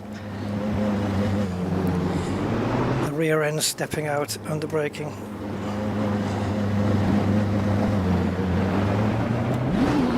This is weird.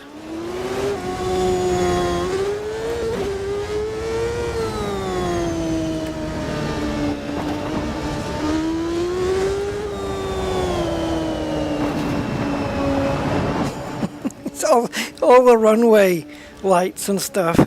This is weird. Coming from Flight Sim and everything. Yeah, it's bizarro, but okay. Don't think of it as a runway. Just think of it as some flat, featureless track.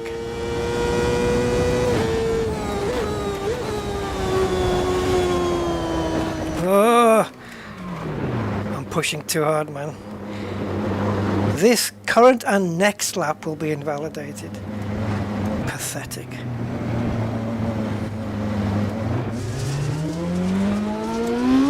It's like Sims are just, there's like, this sim and another one does this, and it's like, it's just disheartening, man.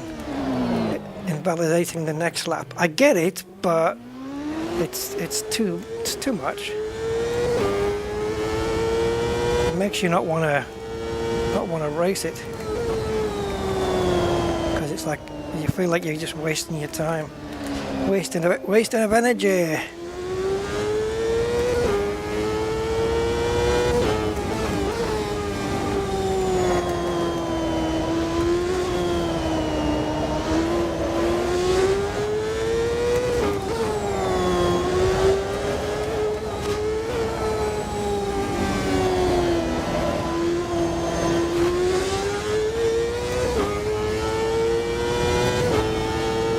push so hard now.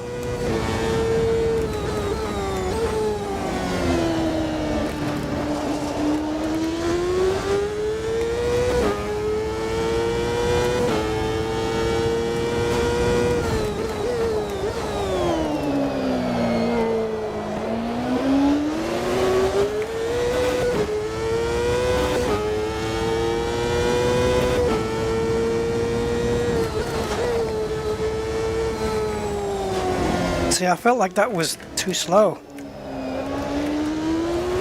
I don't know.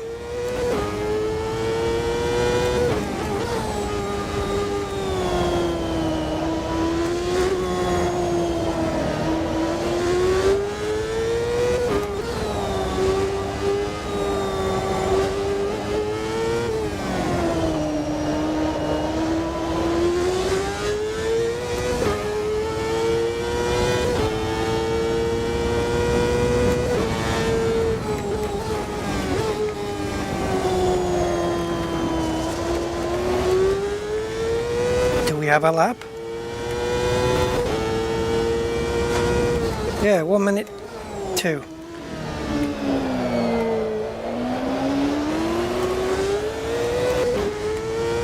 What you want to slap on here is a really low downforce setup.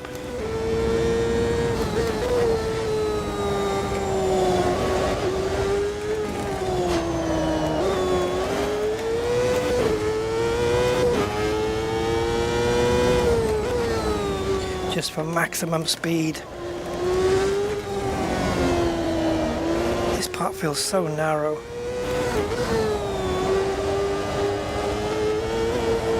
Be interesting to take an F1 car out here and see the difference in the grip and the downforce.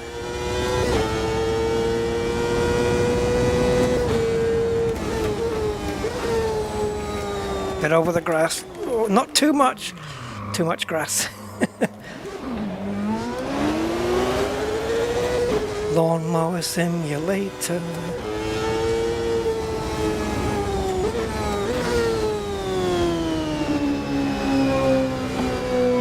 Let's take a look, see what a lap looks like around, well, an airport runway.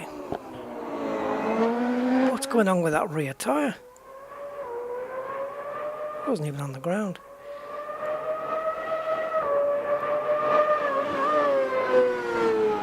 Look, it's off the ground. What the hell?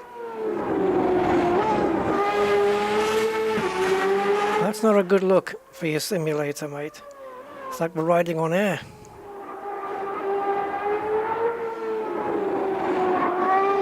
Yeah. What's going on with that?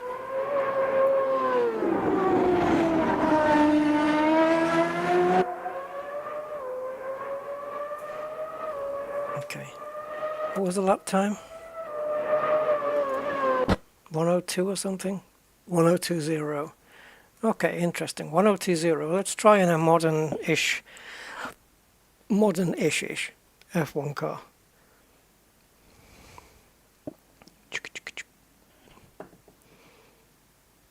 Oh, come on. This takes too long. Right, what do we need? Formula Ultimate, I guess.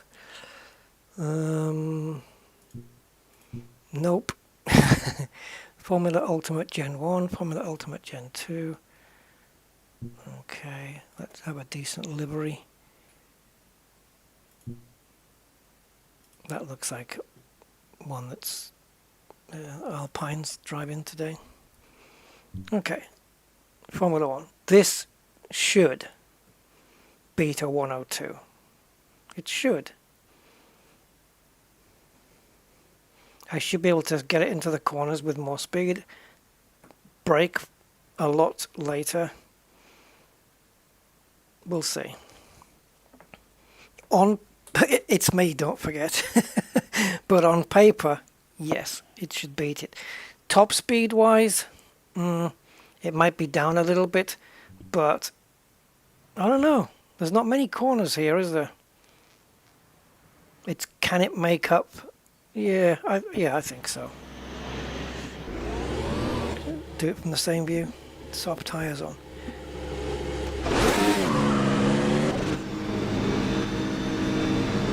Okay. 1 minute 2 dead. 1 minute 20.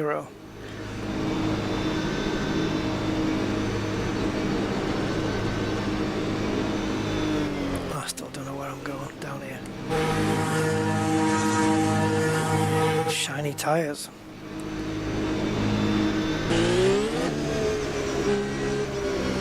No, that's the pit limiter. There we go.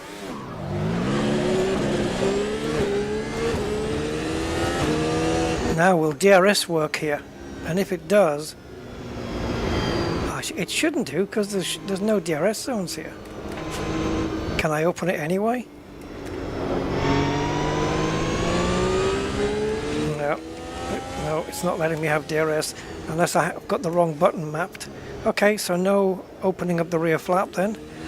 It's just whatever the car has. Will it be a 102 though?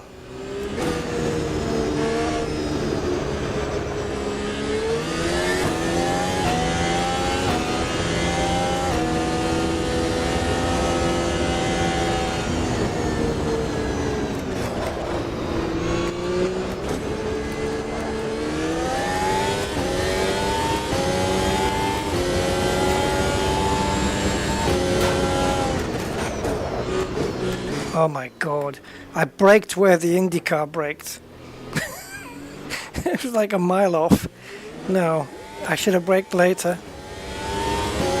Okay, how is it through the chicanes then?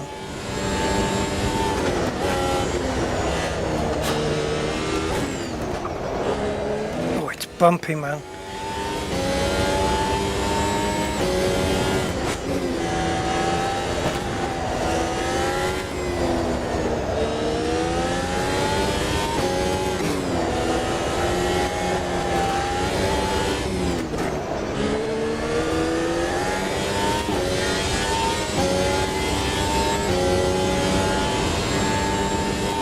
Okay, so this wasn't really a lap that would essentially count.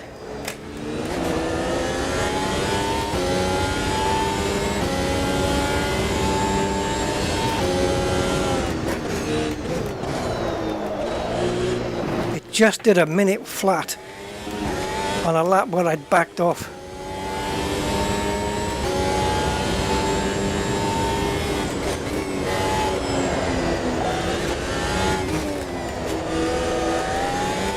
We're 3 seconds quicker already.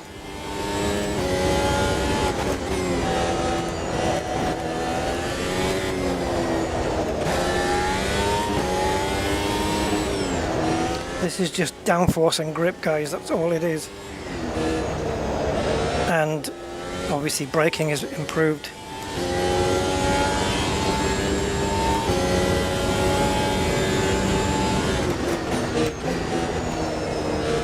I can definitely brake later in some of these corners.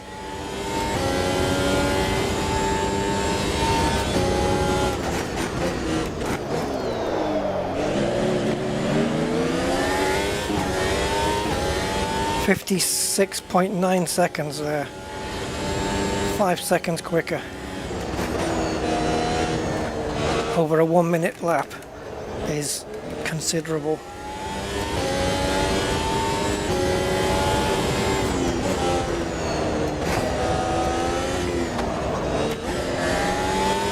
Feels like the car's virtually stopping there.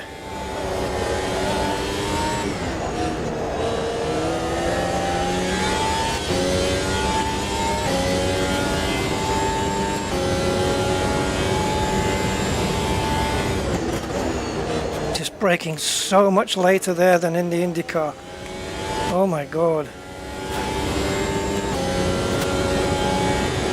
There you go, 55.7, and there's more time. There's more time in this car. Easy. Easy. We'll probably get another couple of seconds out of it if I push really hard. Yeah, it's just, the braking is ridiculous. It's just, I can brake so much later. Probably 15, 20 meters later than the IndyCar. maybe even more, I don't know. But it's not even a competition, is it, really?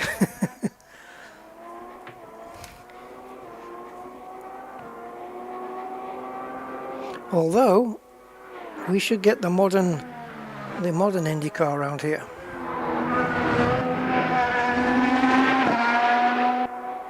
That'll be a fairer comparison. But yeah, the grip is just ridiculous.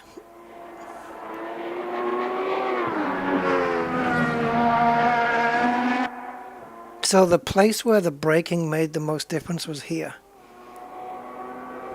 I would have braked now in the IndyCar, and this one I could probably coast through there if I got brave enough.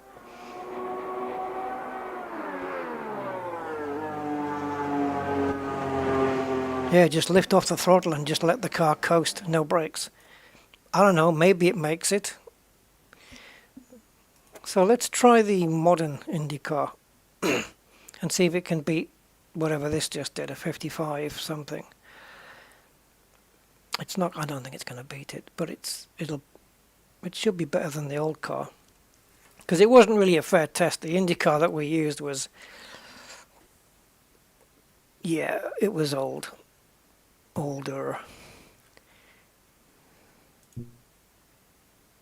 You moved? Yeah, there we go. You got any nice liveries? Ooh, I like this one.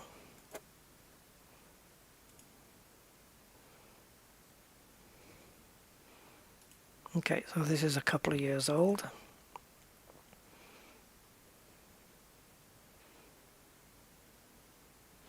Well, oh, okay.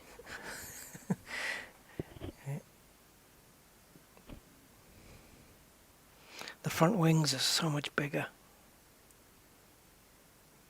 Interesting rear aero here. You don't get that on F1.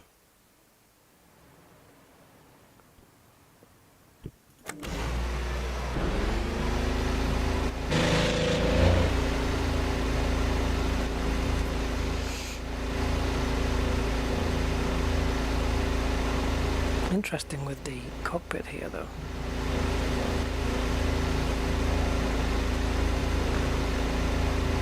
Now, just to be like we were on the other ones, I want to do it from above.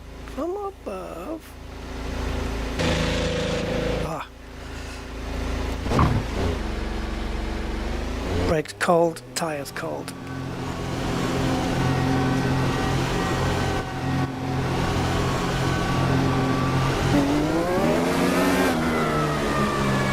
Ooh.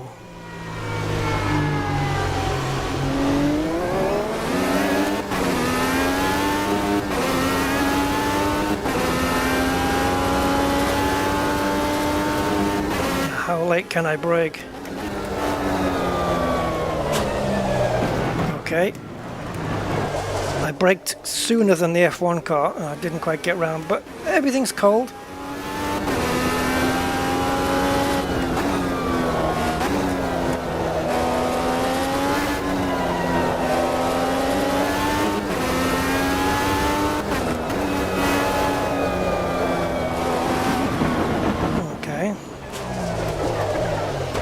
Saw that wall coming and we're bouncing. Okay, it is better than the older IndyCar, but it's not F1. No way. So I'm going to brake into the chicane where I did with the F1 car. Is that a good idea?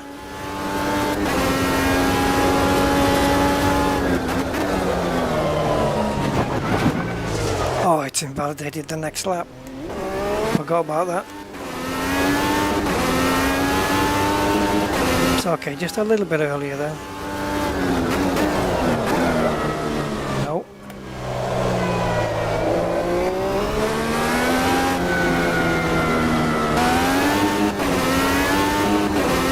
Yes, you can go away now. Don't need you on the screen for the world to see.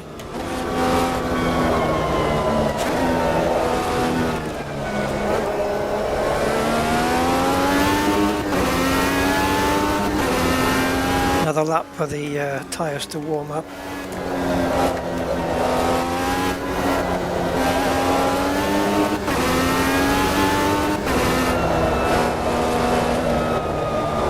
I was trying to get round there without braking.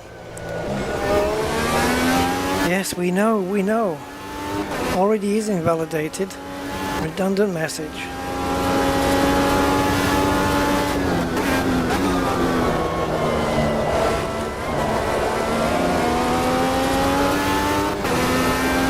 It's not going to beat the F1 time.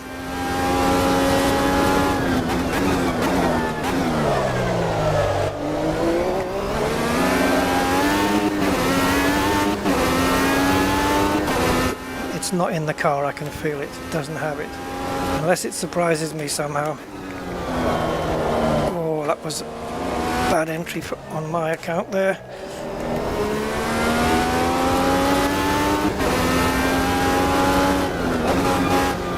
And I bollocks that up as well. So I wouldn't class this as a representative lap time as such.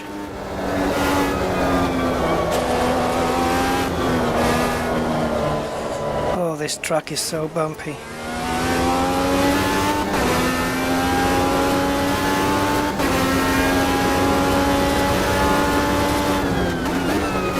It's going to be a time that's going to slot between the old IndyCar and the F1, I think.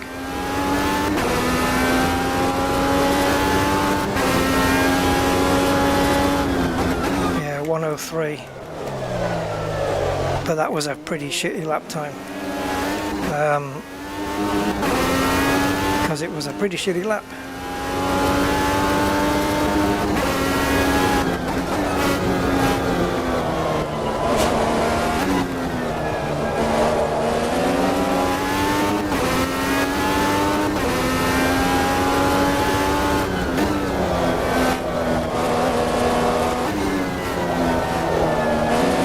I have to keep coming off the throttle because of the realization it's not going to make the corner.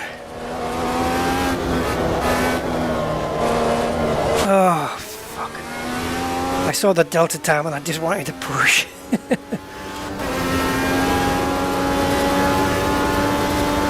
Okay, we'll reset. Go again. Imagine the races you can have around here. That'd be something else.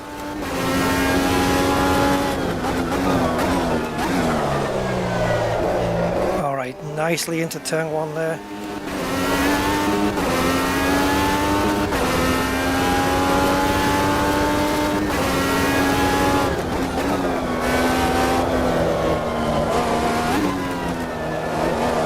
Okay, that was decent couple of corners. So far so good.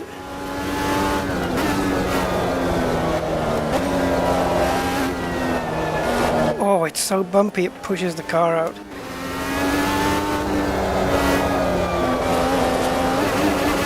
Oh, we got nicely back on the power there. Don't hit the wall. Keep going, keep going, keep going.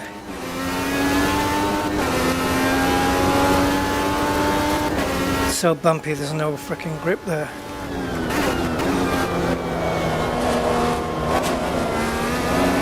Push, push.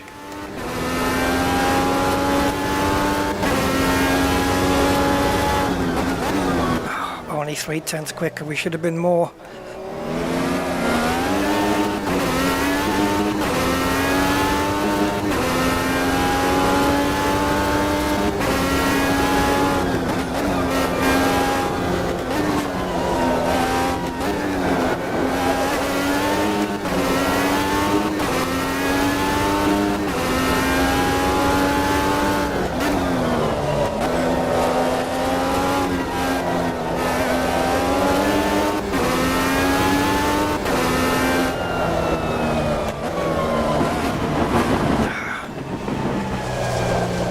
Pushing so hard.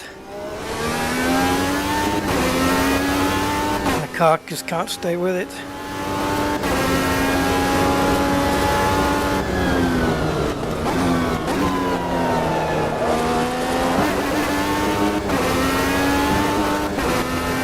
One more.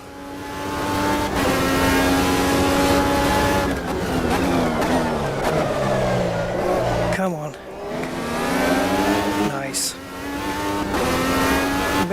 this.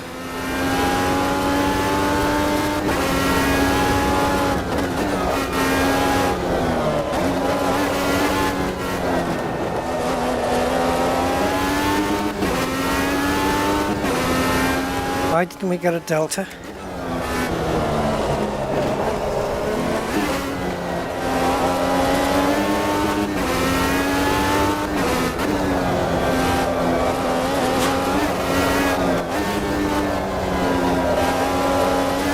This lap hasn't been invalidated, has it? Because we're not getting Deltas.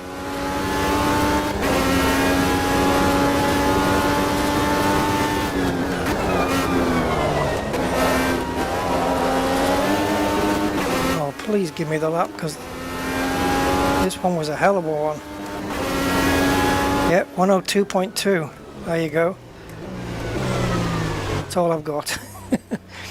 So it's literally, well, it's 3 seconds quicker than the old F1, than the old IndyCar, but it's still 7 seconds off the F1 car. And I say that, is it 7 off? Well, whatever, I'm going to say 7 because there's more time from the F1 still to come.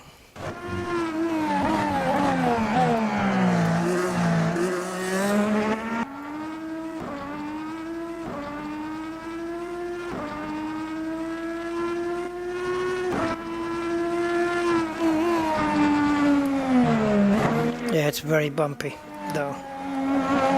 See, on every corner there on the exits, it's just bumping the car and it pushes it outwards.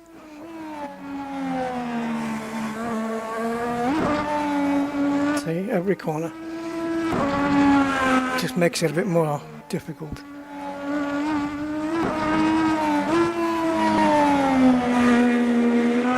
Didn't hit the wall.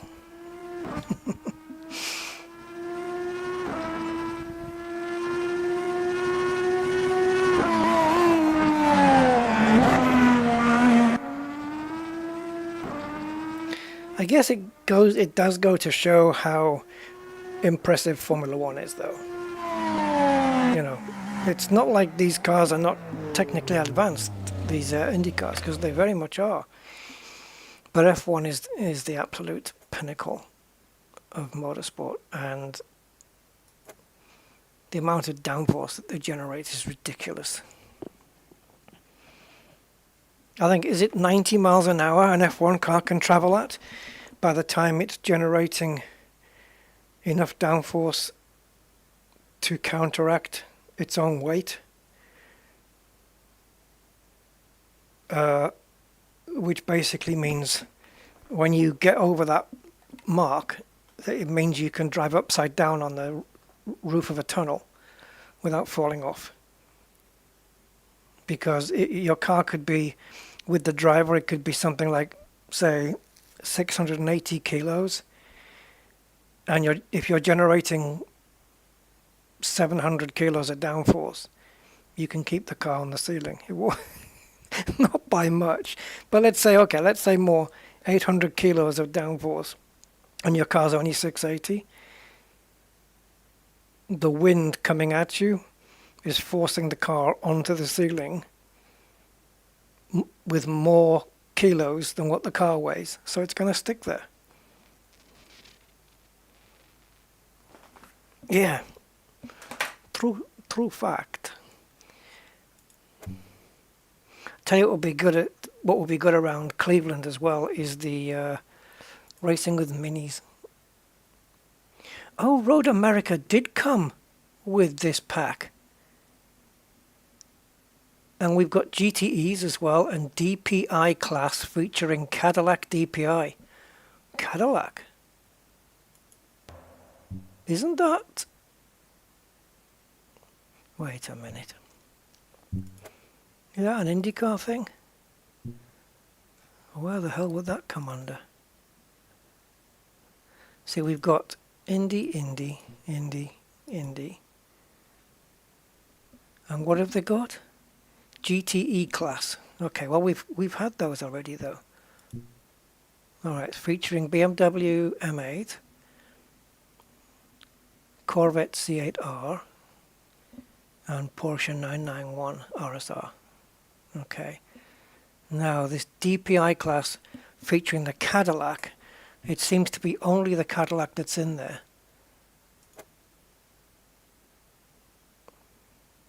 So I wonder if they've got, oh, there you go, prototype. Yeah, this thing.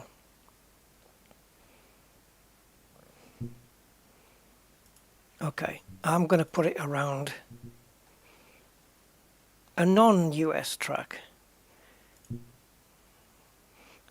Do we have the tour? Is this the tourist version? It must be. I've never raced on this one. This little version. So there's the Nürburgring on its own. There's the Nürburgring and the Nordschleife. Variations of. Oh my God! I didn't. Oh yeah, I forgot they had a historic version on this. Well, I don't even know what the layout is. So the problem with it not being a tourist version is you have to do a whole frickin' lap of the Nordschleife before your lap time starts to count, which is not ideal. But it'd be interesting to run around the Nordschleife and just see what she performs like.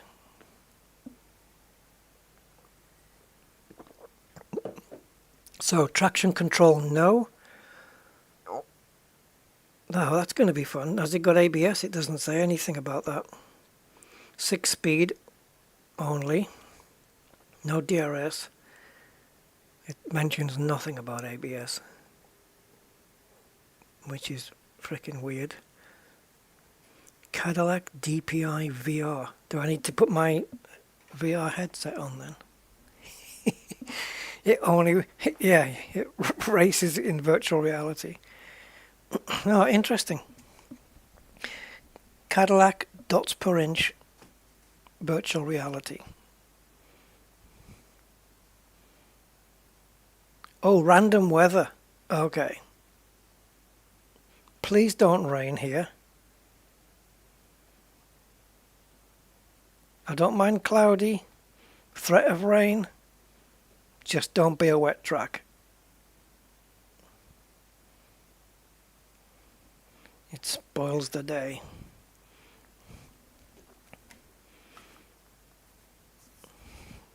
I don't know why I picked this track. It's going to take a little while to load it by the looks of it.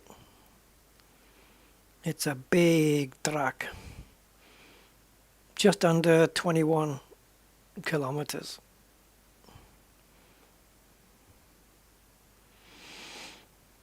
Oh, it's right there. 20.83 kilometers.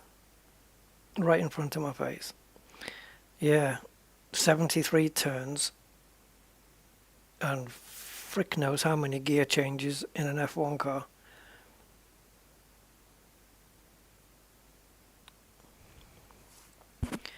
Yeah. The Green Hell, it's called, this track, or the Mother. It's another name it's been given. The mother of all tracks, I suppose. There are longer tracks, by the way. I don't know if they're still in use.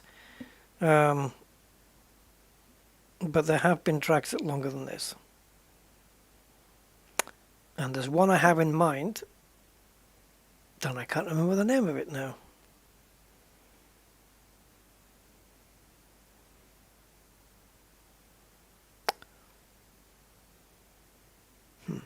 No, don't remember. Really long track though. You get bored. It's like driving, I don't know. I think most of it's on public roads. And what country was it in? I may have it in Assetto Corsa, the original. Or it may be more likely in R Factor 2. Yeah, anyway, doesn't really matter, does it? Wow, this Nordschleife is taking a wee while.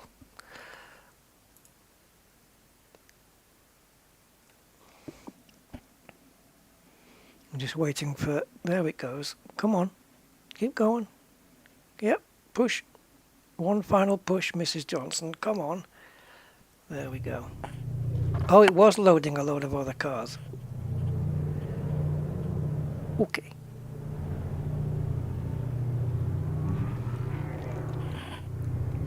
Rubens Barrichello. Oh, I know this guy. Yeah, a couple of guys I know here. Oh, I didn't know there was going to be other cars here.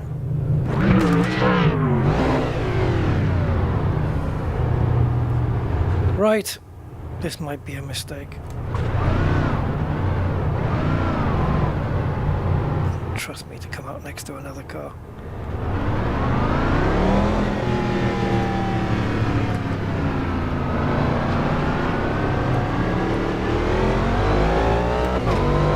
Ooh, that's a low gruff sounding.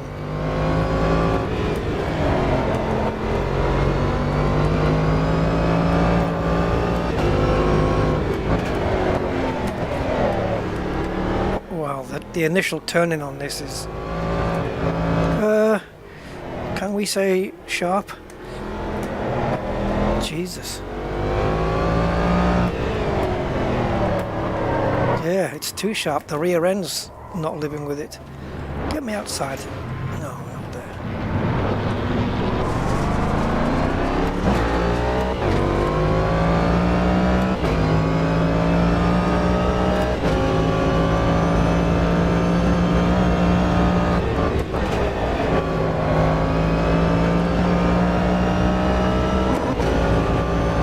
Best experience of the Nordschleifer, a set of Corsair in a 2004 Ferrari Formula 1 car. That is just mental. It's an assault on the senses doing it in that car.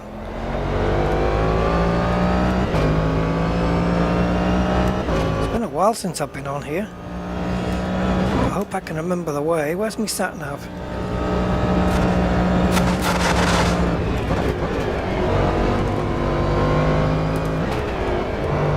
Ooh, she is pointy. Woohoo, mama. Trying to be smooth on the steering, but you knew.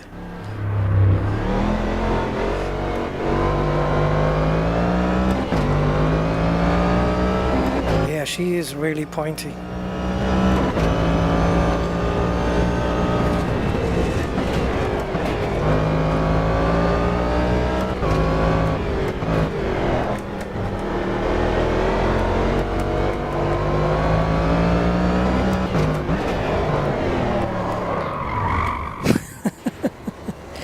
This reminds me of the first day that Le Mans Ultimate changed the tyre model and didn't change their setups.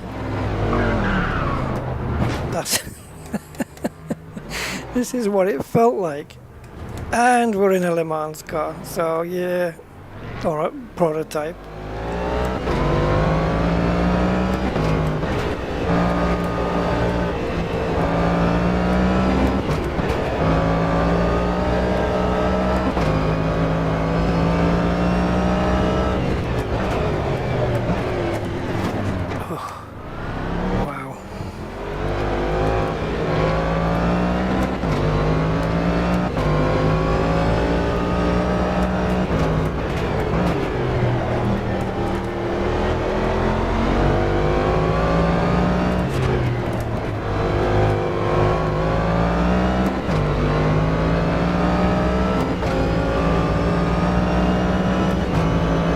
Make this turn. Oh!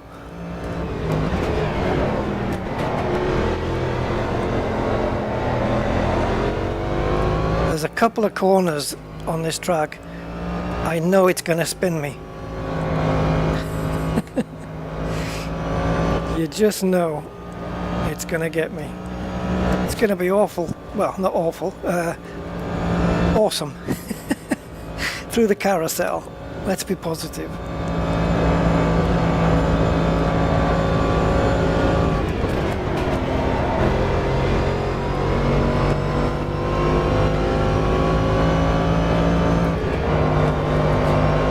Oh my God. front and no rear.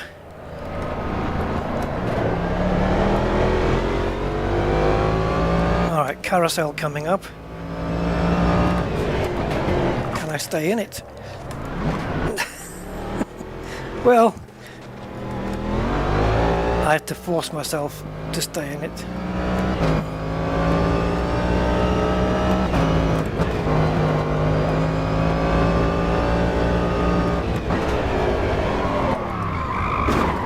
It does not like tapping the brakes with a little bit of steering input. It don't like, and that's sometimes part of my steering. What am I talking about? That's sometimes part of my my driving technique, and this is why Le Mans Ultimate was so screwy at the beginning when they had all the messed up setups. Thankfully they sorted those and it doesn't spin so much now.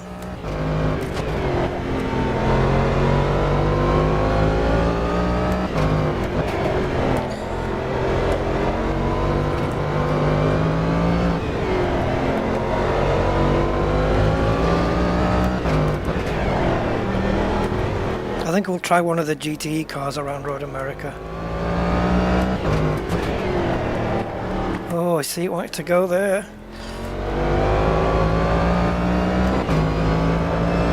I love this part of the track. The bounce down from this. Oh, and then just straight onto the brakes. Oh, I won't do it in this car. But yeah, you just come off that crest and the steering gets really light. You hit the ground. Oh, your suspension, stiffens up again, and then straight onto the brakes to make the corner. I love it. I love that particular part. But this car didn't want to know. And now we've just got mucky tyres.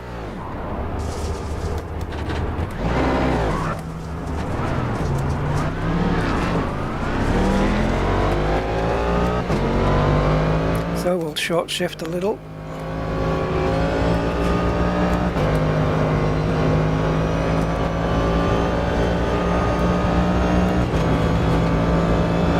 Is she gonna spin me here? No, okay. And here of anywhere? No, okay. Very nice.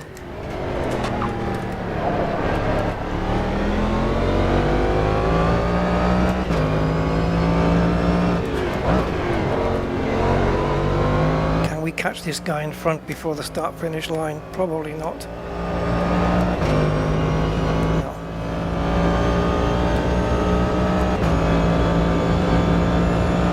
We catch him before the lap ends? Sure, if I don't spin.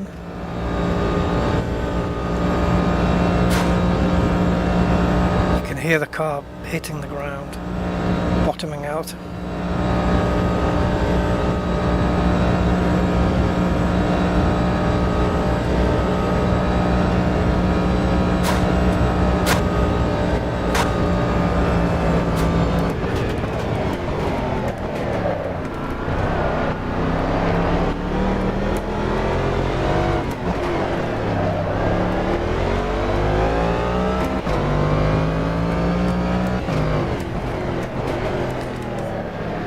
So the lap has started. Do I want to go around again though?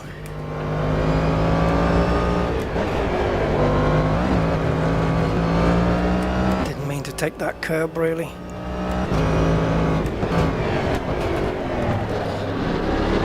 I had to take that one to stop the car spinning. And this one, I definitely want to take it.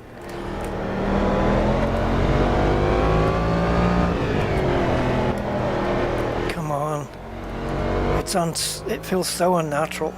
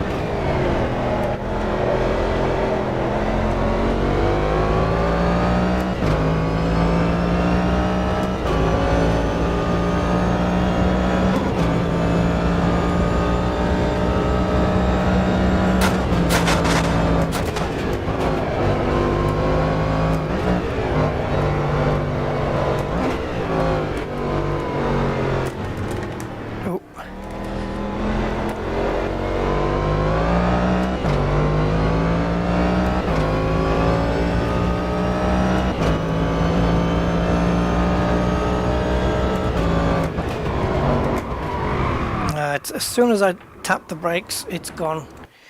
It's no good for me.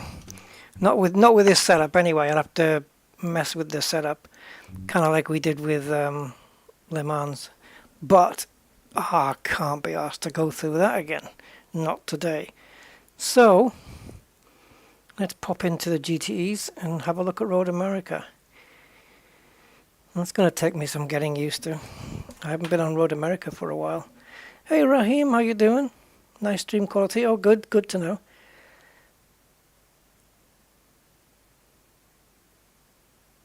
I'm turning too much and too little. Yes, I'm trying to be smooth, but I notice sometimes if I look at my traces that my braking, you know, when you trail brake and you start to come off the brakes, I don't know if I'm doing that too quickly or too slowly. I think it's probably a mixture of both, really. But yeah, it's I just need the setup right, you know, because the way I'm driving seems to work for other cars. It's just a case of getting the setup decent. So Beamer, Corby, let's take the Porsche, why not?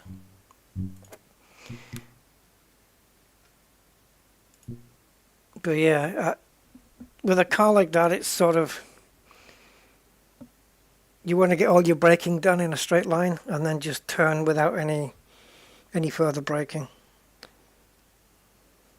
Because it's like, you approach the corner, you hit the brakes, you start to come off, turn the wheel, and boom, back end just says good night.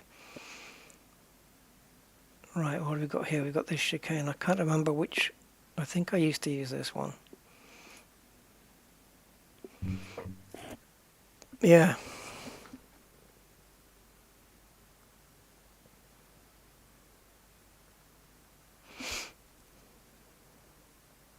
See, if you're driving a car and you know it's prone to oversteer on entry,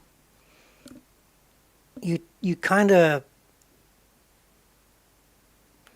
have it programmed into your head that you have to be careful on the corners, and so you end up turning a little bit less or braking a little bit sooner and stuff like that to try and combat it. And I was doing okay up to that point. I hadn't spun the car at all. But anyway. So, Road America. I think I can remember the track. I think so. It has been a wee while.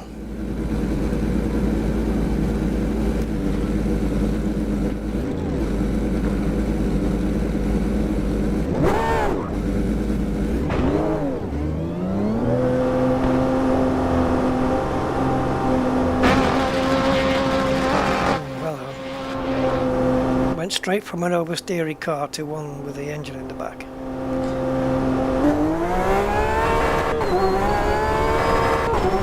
Oh, force feedback, have we got any?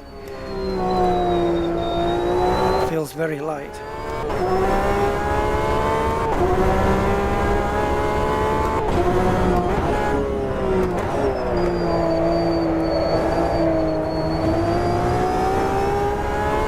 So I think those blue lights that you see popping up is traction, right? It's when the traction control's kicking in, I think. Oh, my steering wheel feels weird.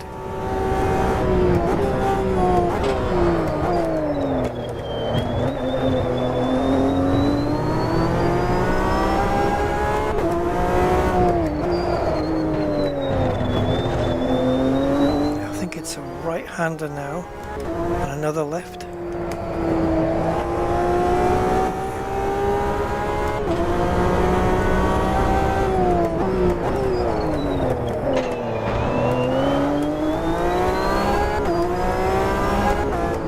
It's really weird.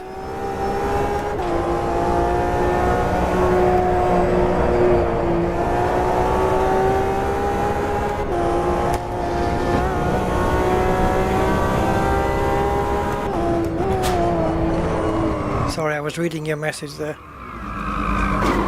Well, this is not the 992 though. I think it's the 991 or something, but same thing, right?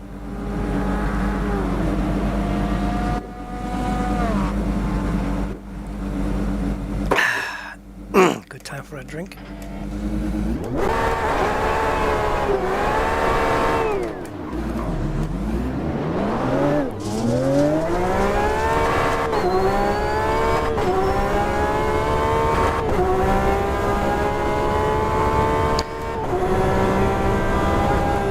It also helps if I know the track really well.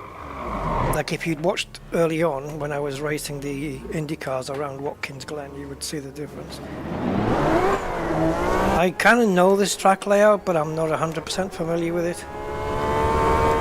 I think it's a right hand. Yeah, it is. It is a right hander after this. I'm not even looking at the map because I'm confident that I know what corners are coming up. What I'm not confident is the radius of them and the braking points. Yeah, the game's alright. It's got a lot of content. Is it the best sim out there? Nah, it isn't. But it does have some really good features. If they're selling it at a decent price, like it's on sale or something, then definitely grab it. Just for the content. There's obviously viable content as well, DLC stuff. But if you get it all, it's a lot. There's lots of different cars in this. Yeah, I was never going to make that corner. I'd braked way too late. Why would you invalidate the lap, considering I slowed down and I lost my lap time anyway? Why would you invalidate it? It's only a practice session, you prick.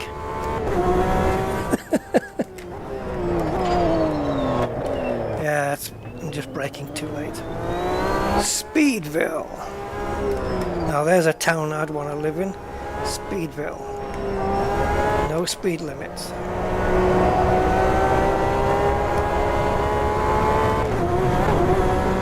If you die, you die. Ah, okay. That corner was faster than I thought it was going to be. Yeah, there's most of the track I remember, but there's a couple of corners like this one, which I have to re-remember.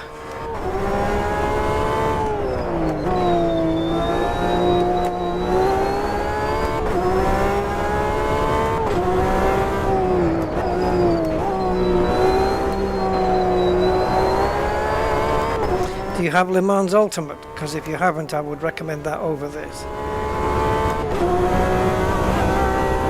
Although I guess it depends what you're after. The content in Le Mans Ultimate is limited, but it's a top draw sim.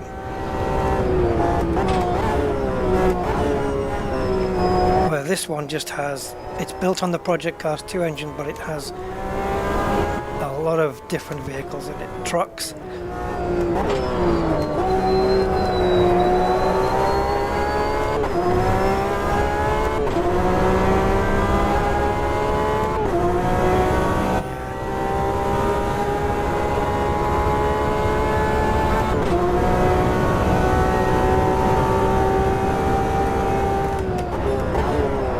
Too late. Oh, I brake too late.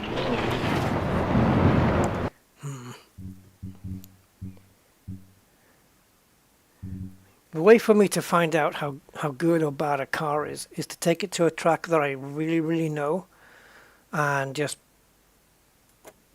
you know, what's the word I'm looking for? Push the hell out of it. LMU is definitely more realistic than this. Definitely. There's 100%. Le Mans Ultimate is, I love it. If it's GT3, you've got Assetto Corsa Competizione really. Le Mans Ultimate is LMGT3, so it's a little bit different. And you have got GT3 in Automobilista as well. Oops, I was actually thinking about plugging in some Le Mans Ultimate right now. See, look at all this content. It's ridiculous. You know, you got Caterhams. Yeah, these. The old Minis, which are brilliant. You got the new Minis, you got Beetles. This is Brazilian truck racing, I guess, Copa Montana. Fiat Uno. Formula 3. All the classic F1s from the turbo era up to, you know, modern. You got Formula Retro. The old 70s stuff. I've got the USA pack today, Formula 10s, vintage. You got the Ginettas, Audi Quattros. A lot of this is extra content though. Group C, remember these? Oh baby. GT3 Gen 1s. This is my car in Assetto Corsa or Competizione. This is my baby, but the Evo version. It's not quite the fastest car, this one. It's not quite the fastest, but I don't know, it suits my driving style. Good multiplayer.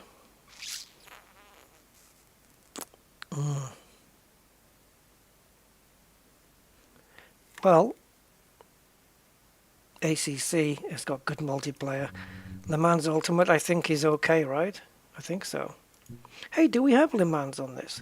Here's the Le Mans cars that you get like in LMU.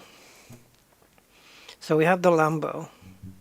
Have we got the Le Mans track? Yep, there it is. So I'll tell you what, let's take the Lambo out for a lap of Le Mans in Automobilista, and then we'll do the same thing in Le Mans Ultimate. Now, the thing I do know is that in Le Mans Ultimate, these hypercars are quite loose and slippy when the tires are cold. Yeah, you have to be careful with them. Okay. We may have different start times and weather. So 9 a.m. weather random. Oh, it's not what I wanted. If it's wet, we'll just call it back in and we'll do a dry one. Yeah, you're going to find more multiplayer activity in Le Mans Ultimate than you will here, I think. Yeah. Do you know what driving game is the top most played game or simulator, right? Which is the most played driving game on Steam? It's one that I have, but I don't really put it out as content that much. I have done, but it's not one I would keep going back to. But it's Beam NG. Assetto Corsa's up there, and then lower down is ACC, and then lower down again is LMU. But LMU, don't let the numbers fool you. LMU is rock solid, man. It's brilliant. It's really good. Okay, I don't even know what the weather is. So what we got? Well, we've got a nice bonnet view in case we want to use that. That's a nice aspect and everything. It's not too angled. It's not too weird. It looks okay. And the reason you're not hearing anything is because it's electric until we start moving, and then it should kick in the engine.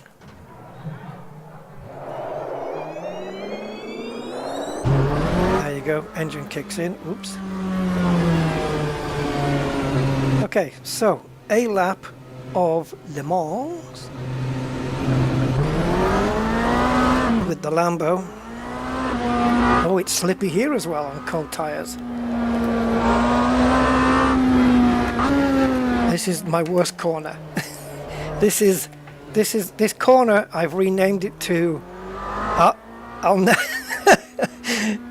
never make it, or I'm not going to make it corner, because I don't know, I just never do. Right, so 9 AM. It's a little bit darkish. Yeah, she's slippy. What happened there? Okay, I was going to say I blinked. Did we? I wasn't sure whether we did a 180. That was good timing, wasn't it? It's really slippy on the cold tires. There's no grip. The Man's Ultimate is exactly the same. It's really loose on cold tires.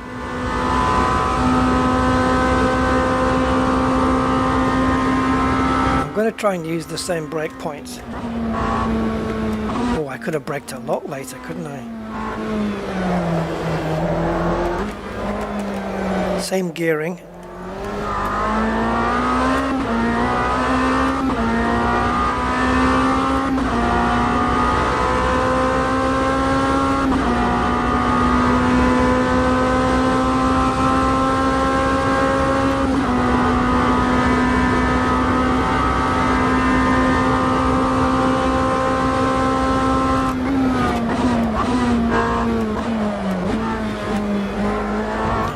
Again, too early there.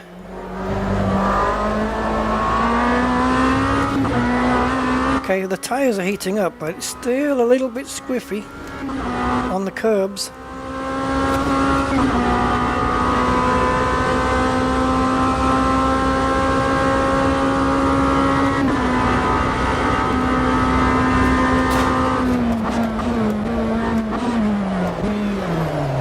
Like the places that you brake and the amount of downshifts and stuff that you do, it's pretty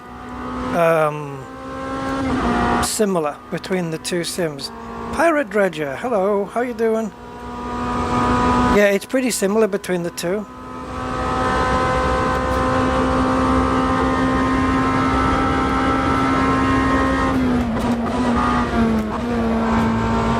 The amount of times I've gone into this wall.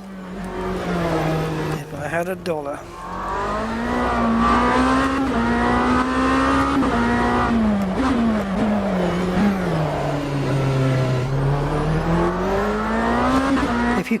If you let's say you have this game already with the Le Mans content and everything, and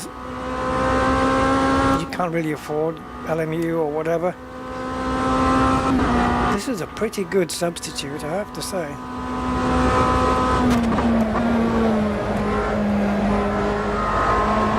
This feels pretty good compared to LMU.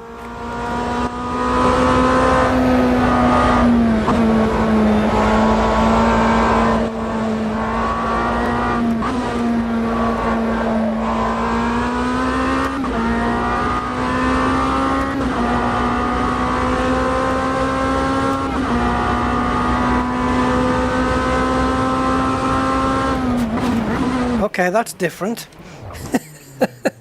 That's different to the one in and look at this, next lap time invalidated. If there's any reason not to buy this game, then that's it.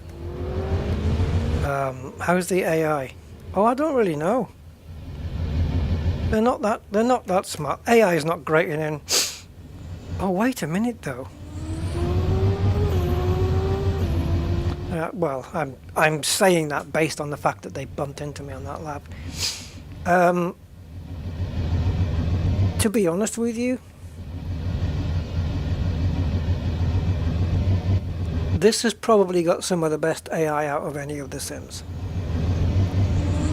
They did work a lot on it, and they brought out a massive patch a while back. And I did a race, I think it was with the newer minis. And the AI was racing a lot smarter. Yeah, the AI is actually pretty good in this, to be fair.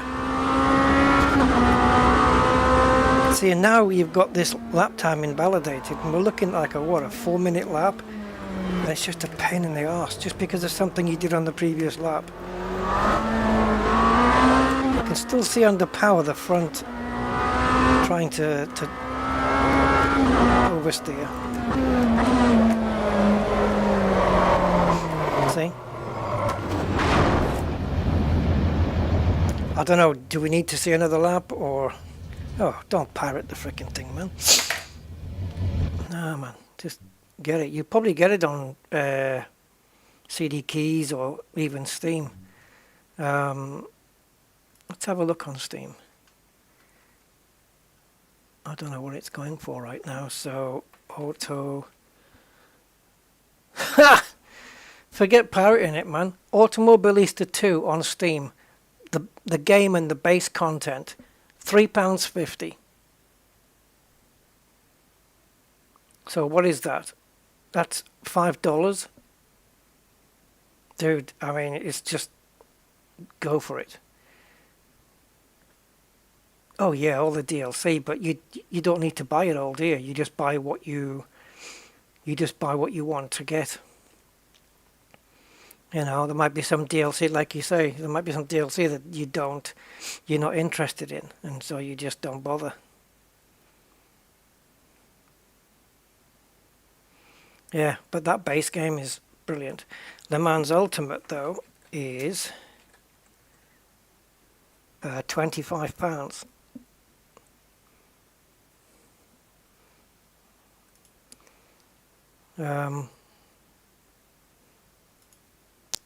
So let's jump into LMU and do the same lap, same track, same car.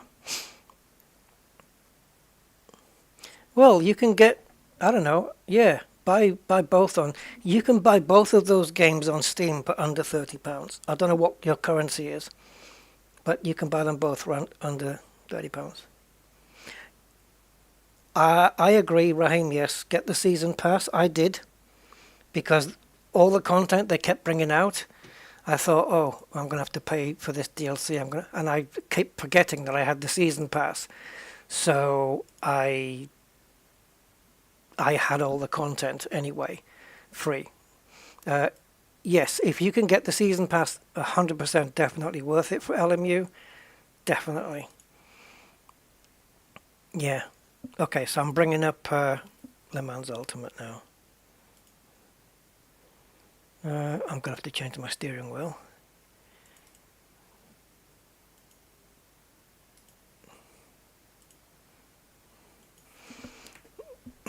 Yeah, it depends as well what your budget is, you know, what you can afford. But when I got LMU, I got it straight away with the season pass, because I knew they were bringing out a lot of stuff over the year, and I didn't want the hassle of having to buy everything separate. Just for that season, I knew I was gonna get everything. And they've got more stuff coming out in July. In July, it's going to go from early access into full 1.0, and I don't know whether they're going to do it at the same time, or if it's going to be a bit later, but they're going to bring out the Aston Martin Valkyrie Le Mans car. So, oh boy, I'm looking forward to that. Alright, so let's get the Lambo. So we want Le Mans, or Lemons, and we want the Lambo, don't we? Lamborghini, where are you?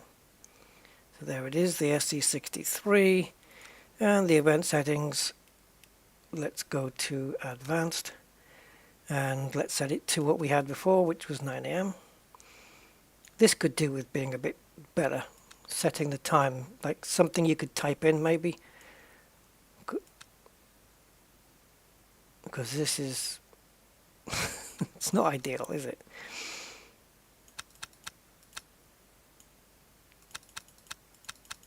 It doesn't have to be exactly on the minute, but yeah, okay. Yeah, private practice, look at that. Didn't even notice it before. Now, what we can do is start with a different preset. Is there one heavy? There it is.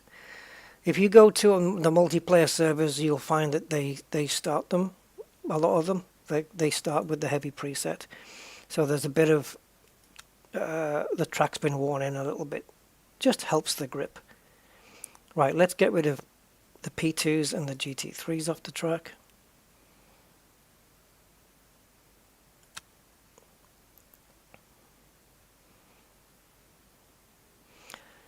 Circuit de la Sarthe. Circuit de la Sarthe, yeah, Le Mans. I've been to Le Mans. I haven't been to the track, but I've been to the place. I went to a fuel station near the track, and they sold all the models, fairly decent sized models of all the Le Mans cars.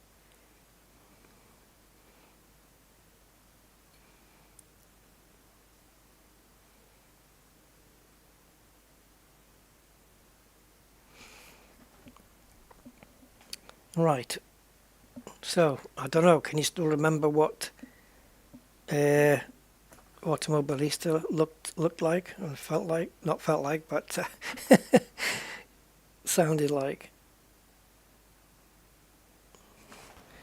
Right, I don't know if I have a car setup for this. Might just go with the default. Locking disabled. So the TC then. Where are you? Oh, we're on the wrong preset. Hold on. Okay, does that work? Yeah. Now, where's my TC? Oh, sorry, wrong button. Oh, it's on 6. No. So why is the other one not changing? Is that a different one? Okay. Now there's a number 6 on the wheel there, in the top right corner. I guess it must be a different thing. Okay, TC6 then.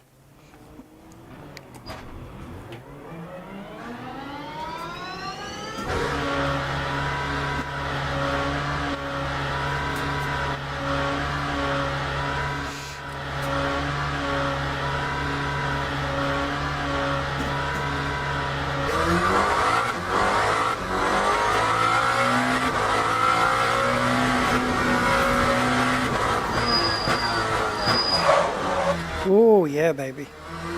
No ABS. I had no problems with brakes in Automobilista. I could hit the brakes really hard and it wasn't even an issue. But this, nope. ABS actually, or the lack of ABS works. It will lock you up. Track is bouncier. It could be that in Automobilista though I have the car bouncing and not the landscape, where in this one I believe it's the landscape bouncing and not the car. Oi!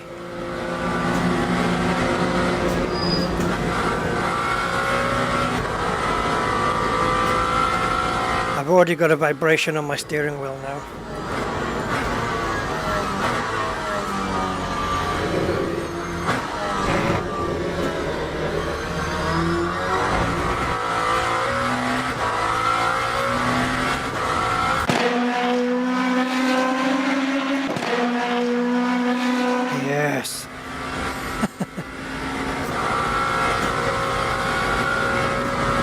That lockup give me vibes, man.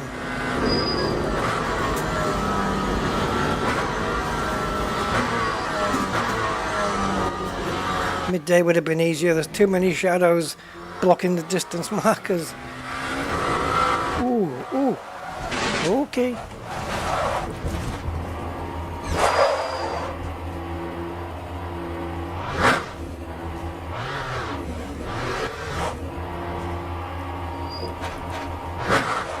I got time.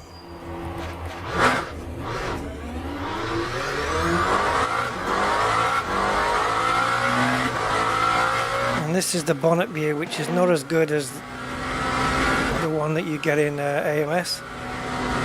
Automobilista, I call it. Oh, massive vibrations now.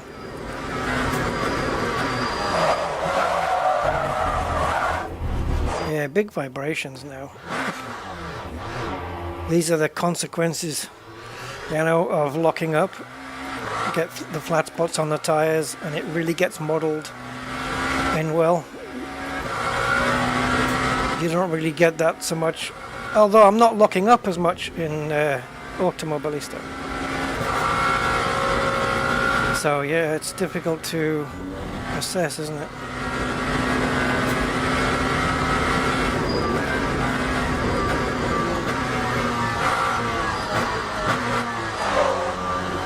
I have to brake a lot earlier now so that give myself more time to brake so that it doesn't lock up as much.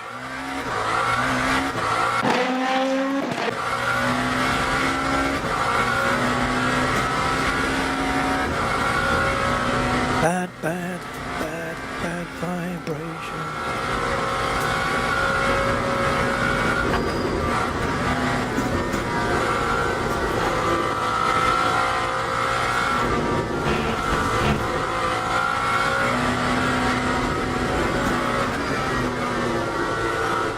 Ooh, nearly went.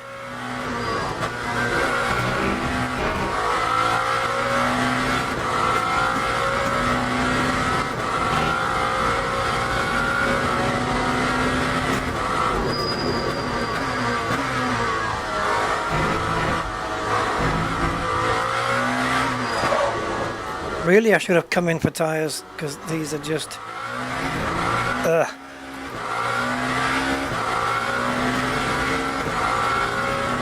Here comes my lap ruiner, right at the beginning of my lap.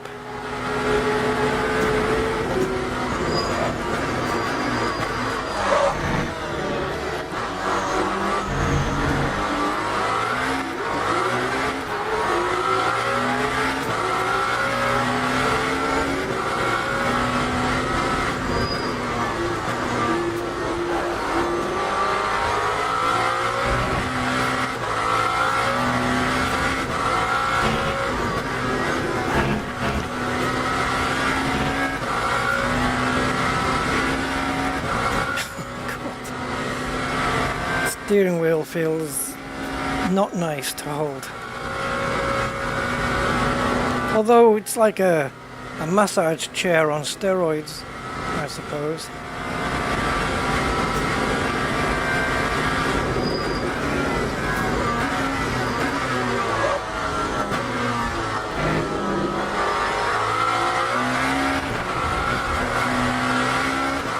Very greedy on the curbs there.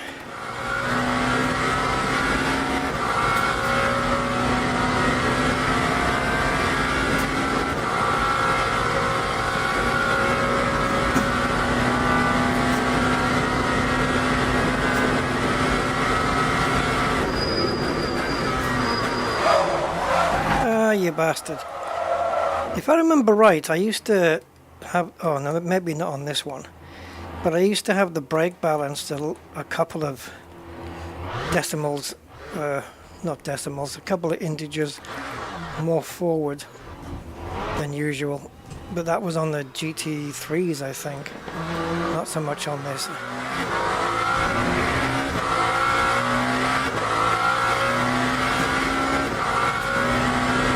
Thing is, once you've got a flat spot on your tyre, if you're on the verge of locking your wheels up again, it's going to lock in that exact same place. As soon as that flat spot hits the ground, that's where your lockup's going to be. And it's just going to get worse and worse and worse. The vibration that you feel is just going to be ridiculous. But this has got proper like energy management, battery management, stuff like that. And you can set targets for your fuel, how much you need to manage during a race and stuff, if you want to get into all of that. I think I just got nudged by my teammate. Either way, I need new tires because it's wrecking. It's wrecking me, man.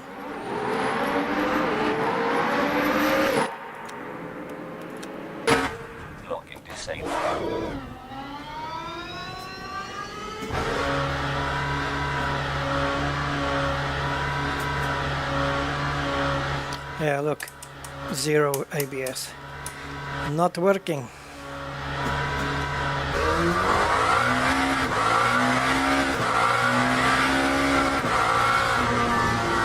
And the traction control doesn't work in the same way it does with other games. It's not like, you know, 1 is the most and 9 is the least, or 1 is the least and 9 is the most. It's not that. It works in segments of 3. So the most oversteer you can get is on levels 3, 6 and 9. And the least is on 1, 4 and 7. And then the medium is obviously 2, 5 and 8. Easy, isn't it?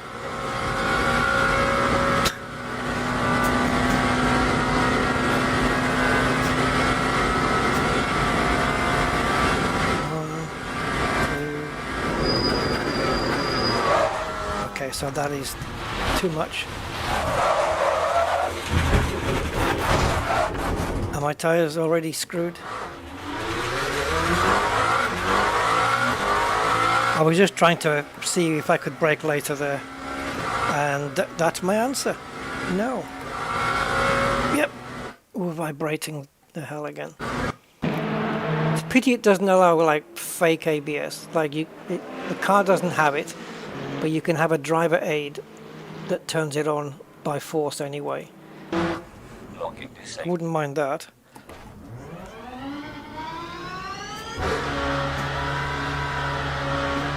Just so that we can get some practice in, you know.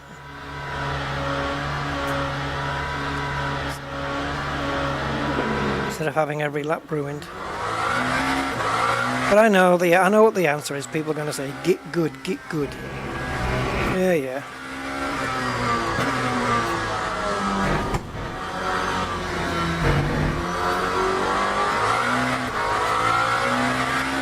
And I am going out on full tanks here.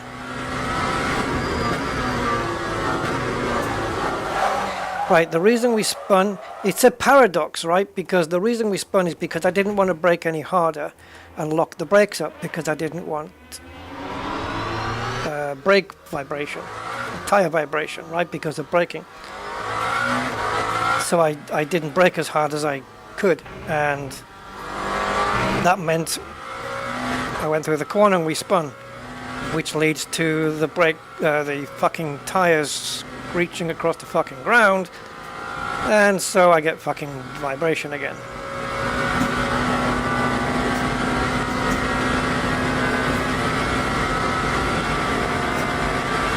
Right, so we can't brake where we said, and even that's on the limit.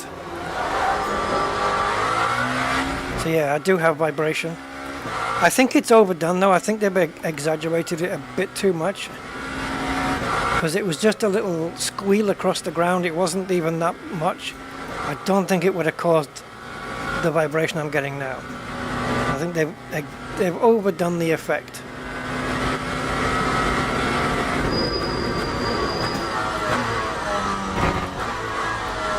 They need to tone it down just a little bit. Not much. A few percent, 5%. Less sensitive.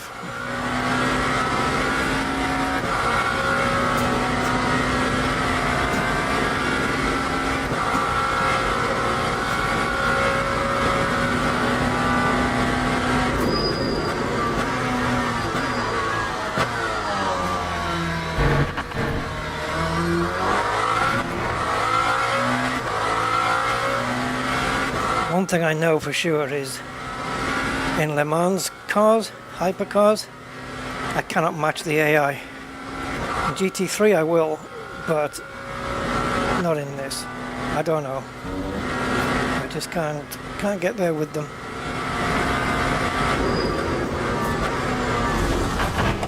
Oof, that was difficult for me to see that. Yeah, I don't know. It's just like all the colours, the green of the grass and the grey of the track, seemed like it all merged in together in one big mush. So I didn't know where the frickin' grass was.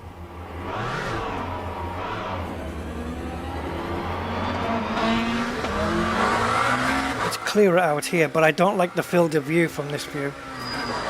It sucks, man.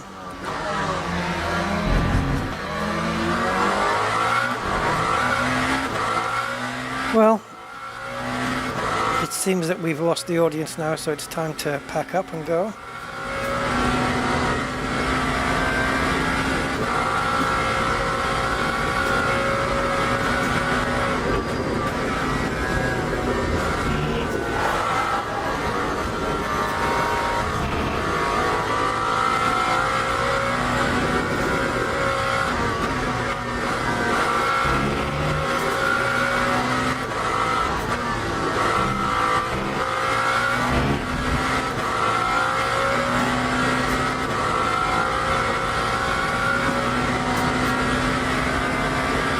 And the big advantage of this over Automobilista, the big advantage that this has, it's got nothing to do with gameplay as such, but to me it's massive. It's called proper replays, where I can literally replay from the moment I came out the pits 15 minutes ago. Replays in AMS are the worst of any sim. They're absolutely the worst of any sim, without question.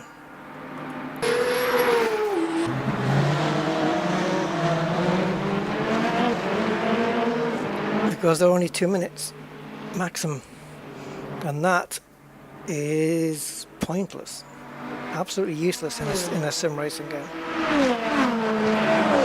Because you can't really do your own lap analysis, you know, by watching your replays and saying, oh yeah, I could have gone a bit wider there, I could have braked later there, I could have positioned the car in a different place. Yeah, see, thanks a lot. That's the AI for you.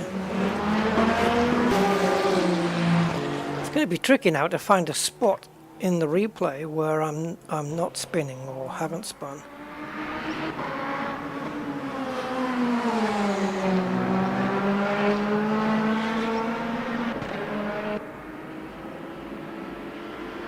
I think the colours on this are a little bit too vibrant though, unless it's just that Lambo.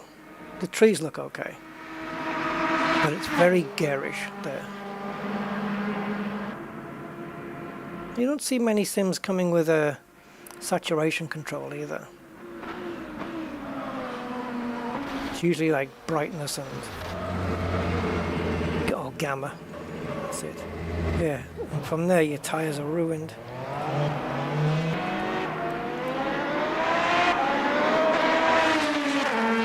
Let's see if we can find more than 4 corners where I don't spin the car. There's no point in this replay, apart from coming out of the pits, where I don't have vibration on my steering wheel.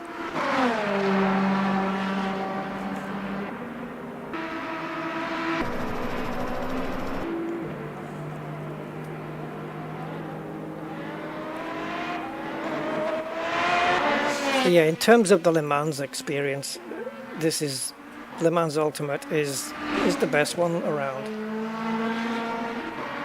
Automobilista can't compete.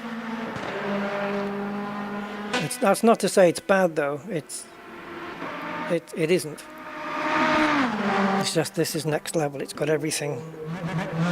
It's got everything set into it. The energy management, the target management for the fuel when you're managing your fuel in a race and stuff, and you can set targets, and it tells you on the display whether you're meeting that target, or you're at the target, or you're underneath that fuel target, and then that tells you how much you can push. And of course you can do full 24-hour races, and look how bumpy everything is. Wow! It was just a sea of mush colour, that was. Yeah.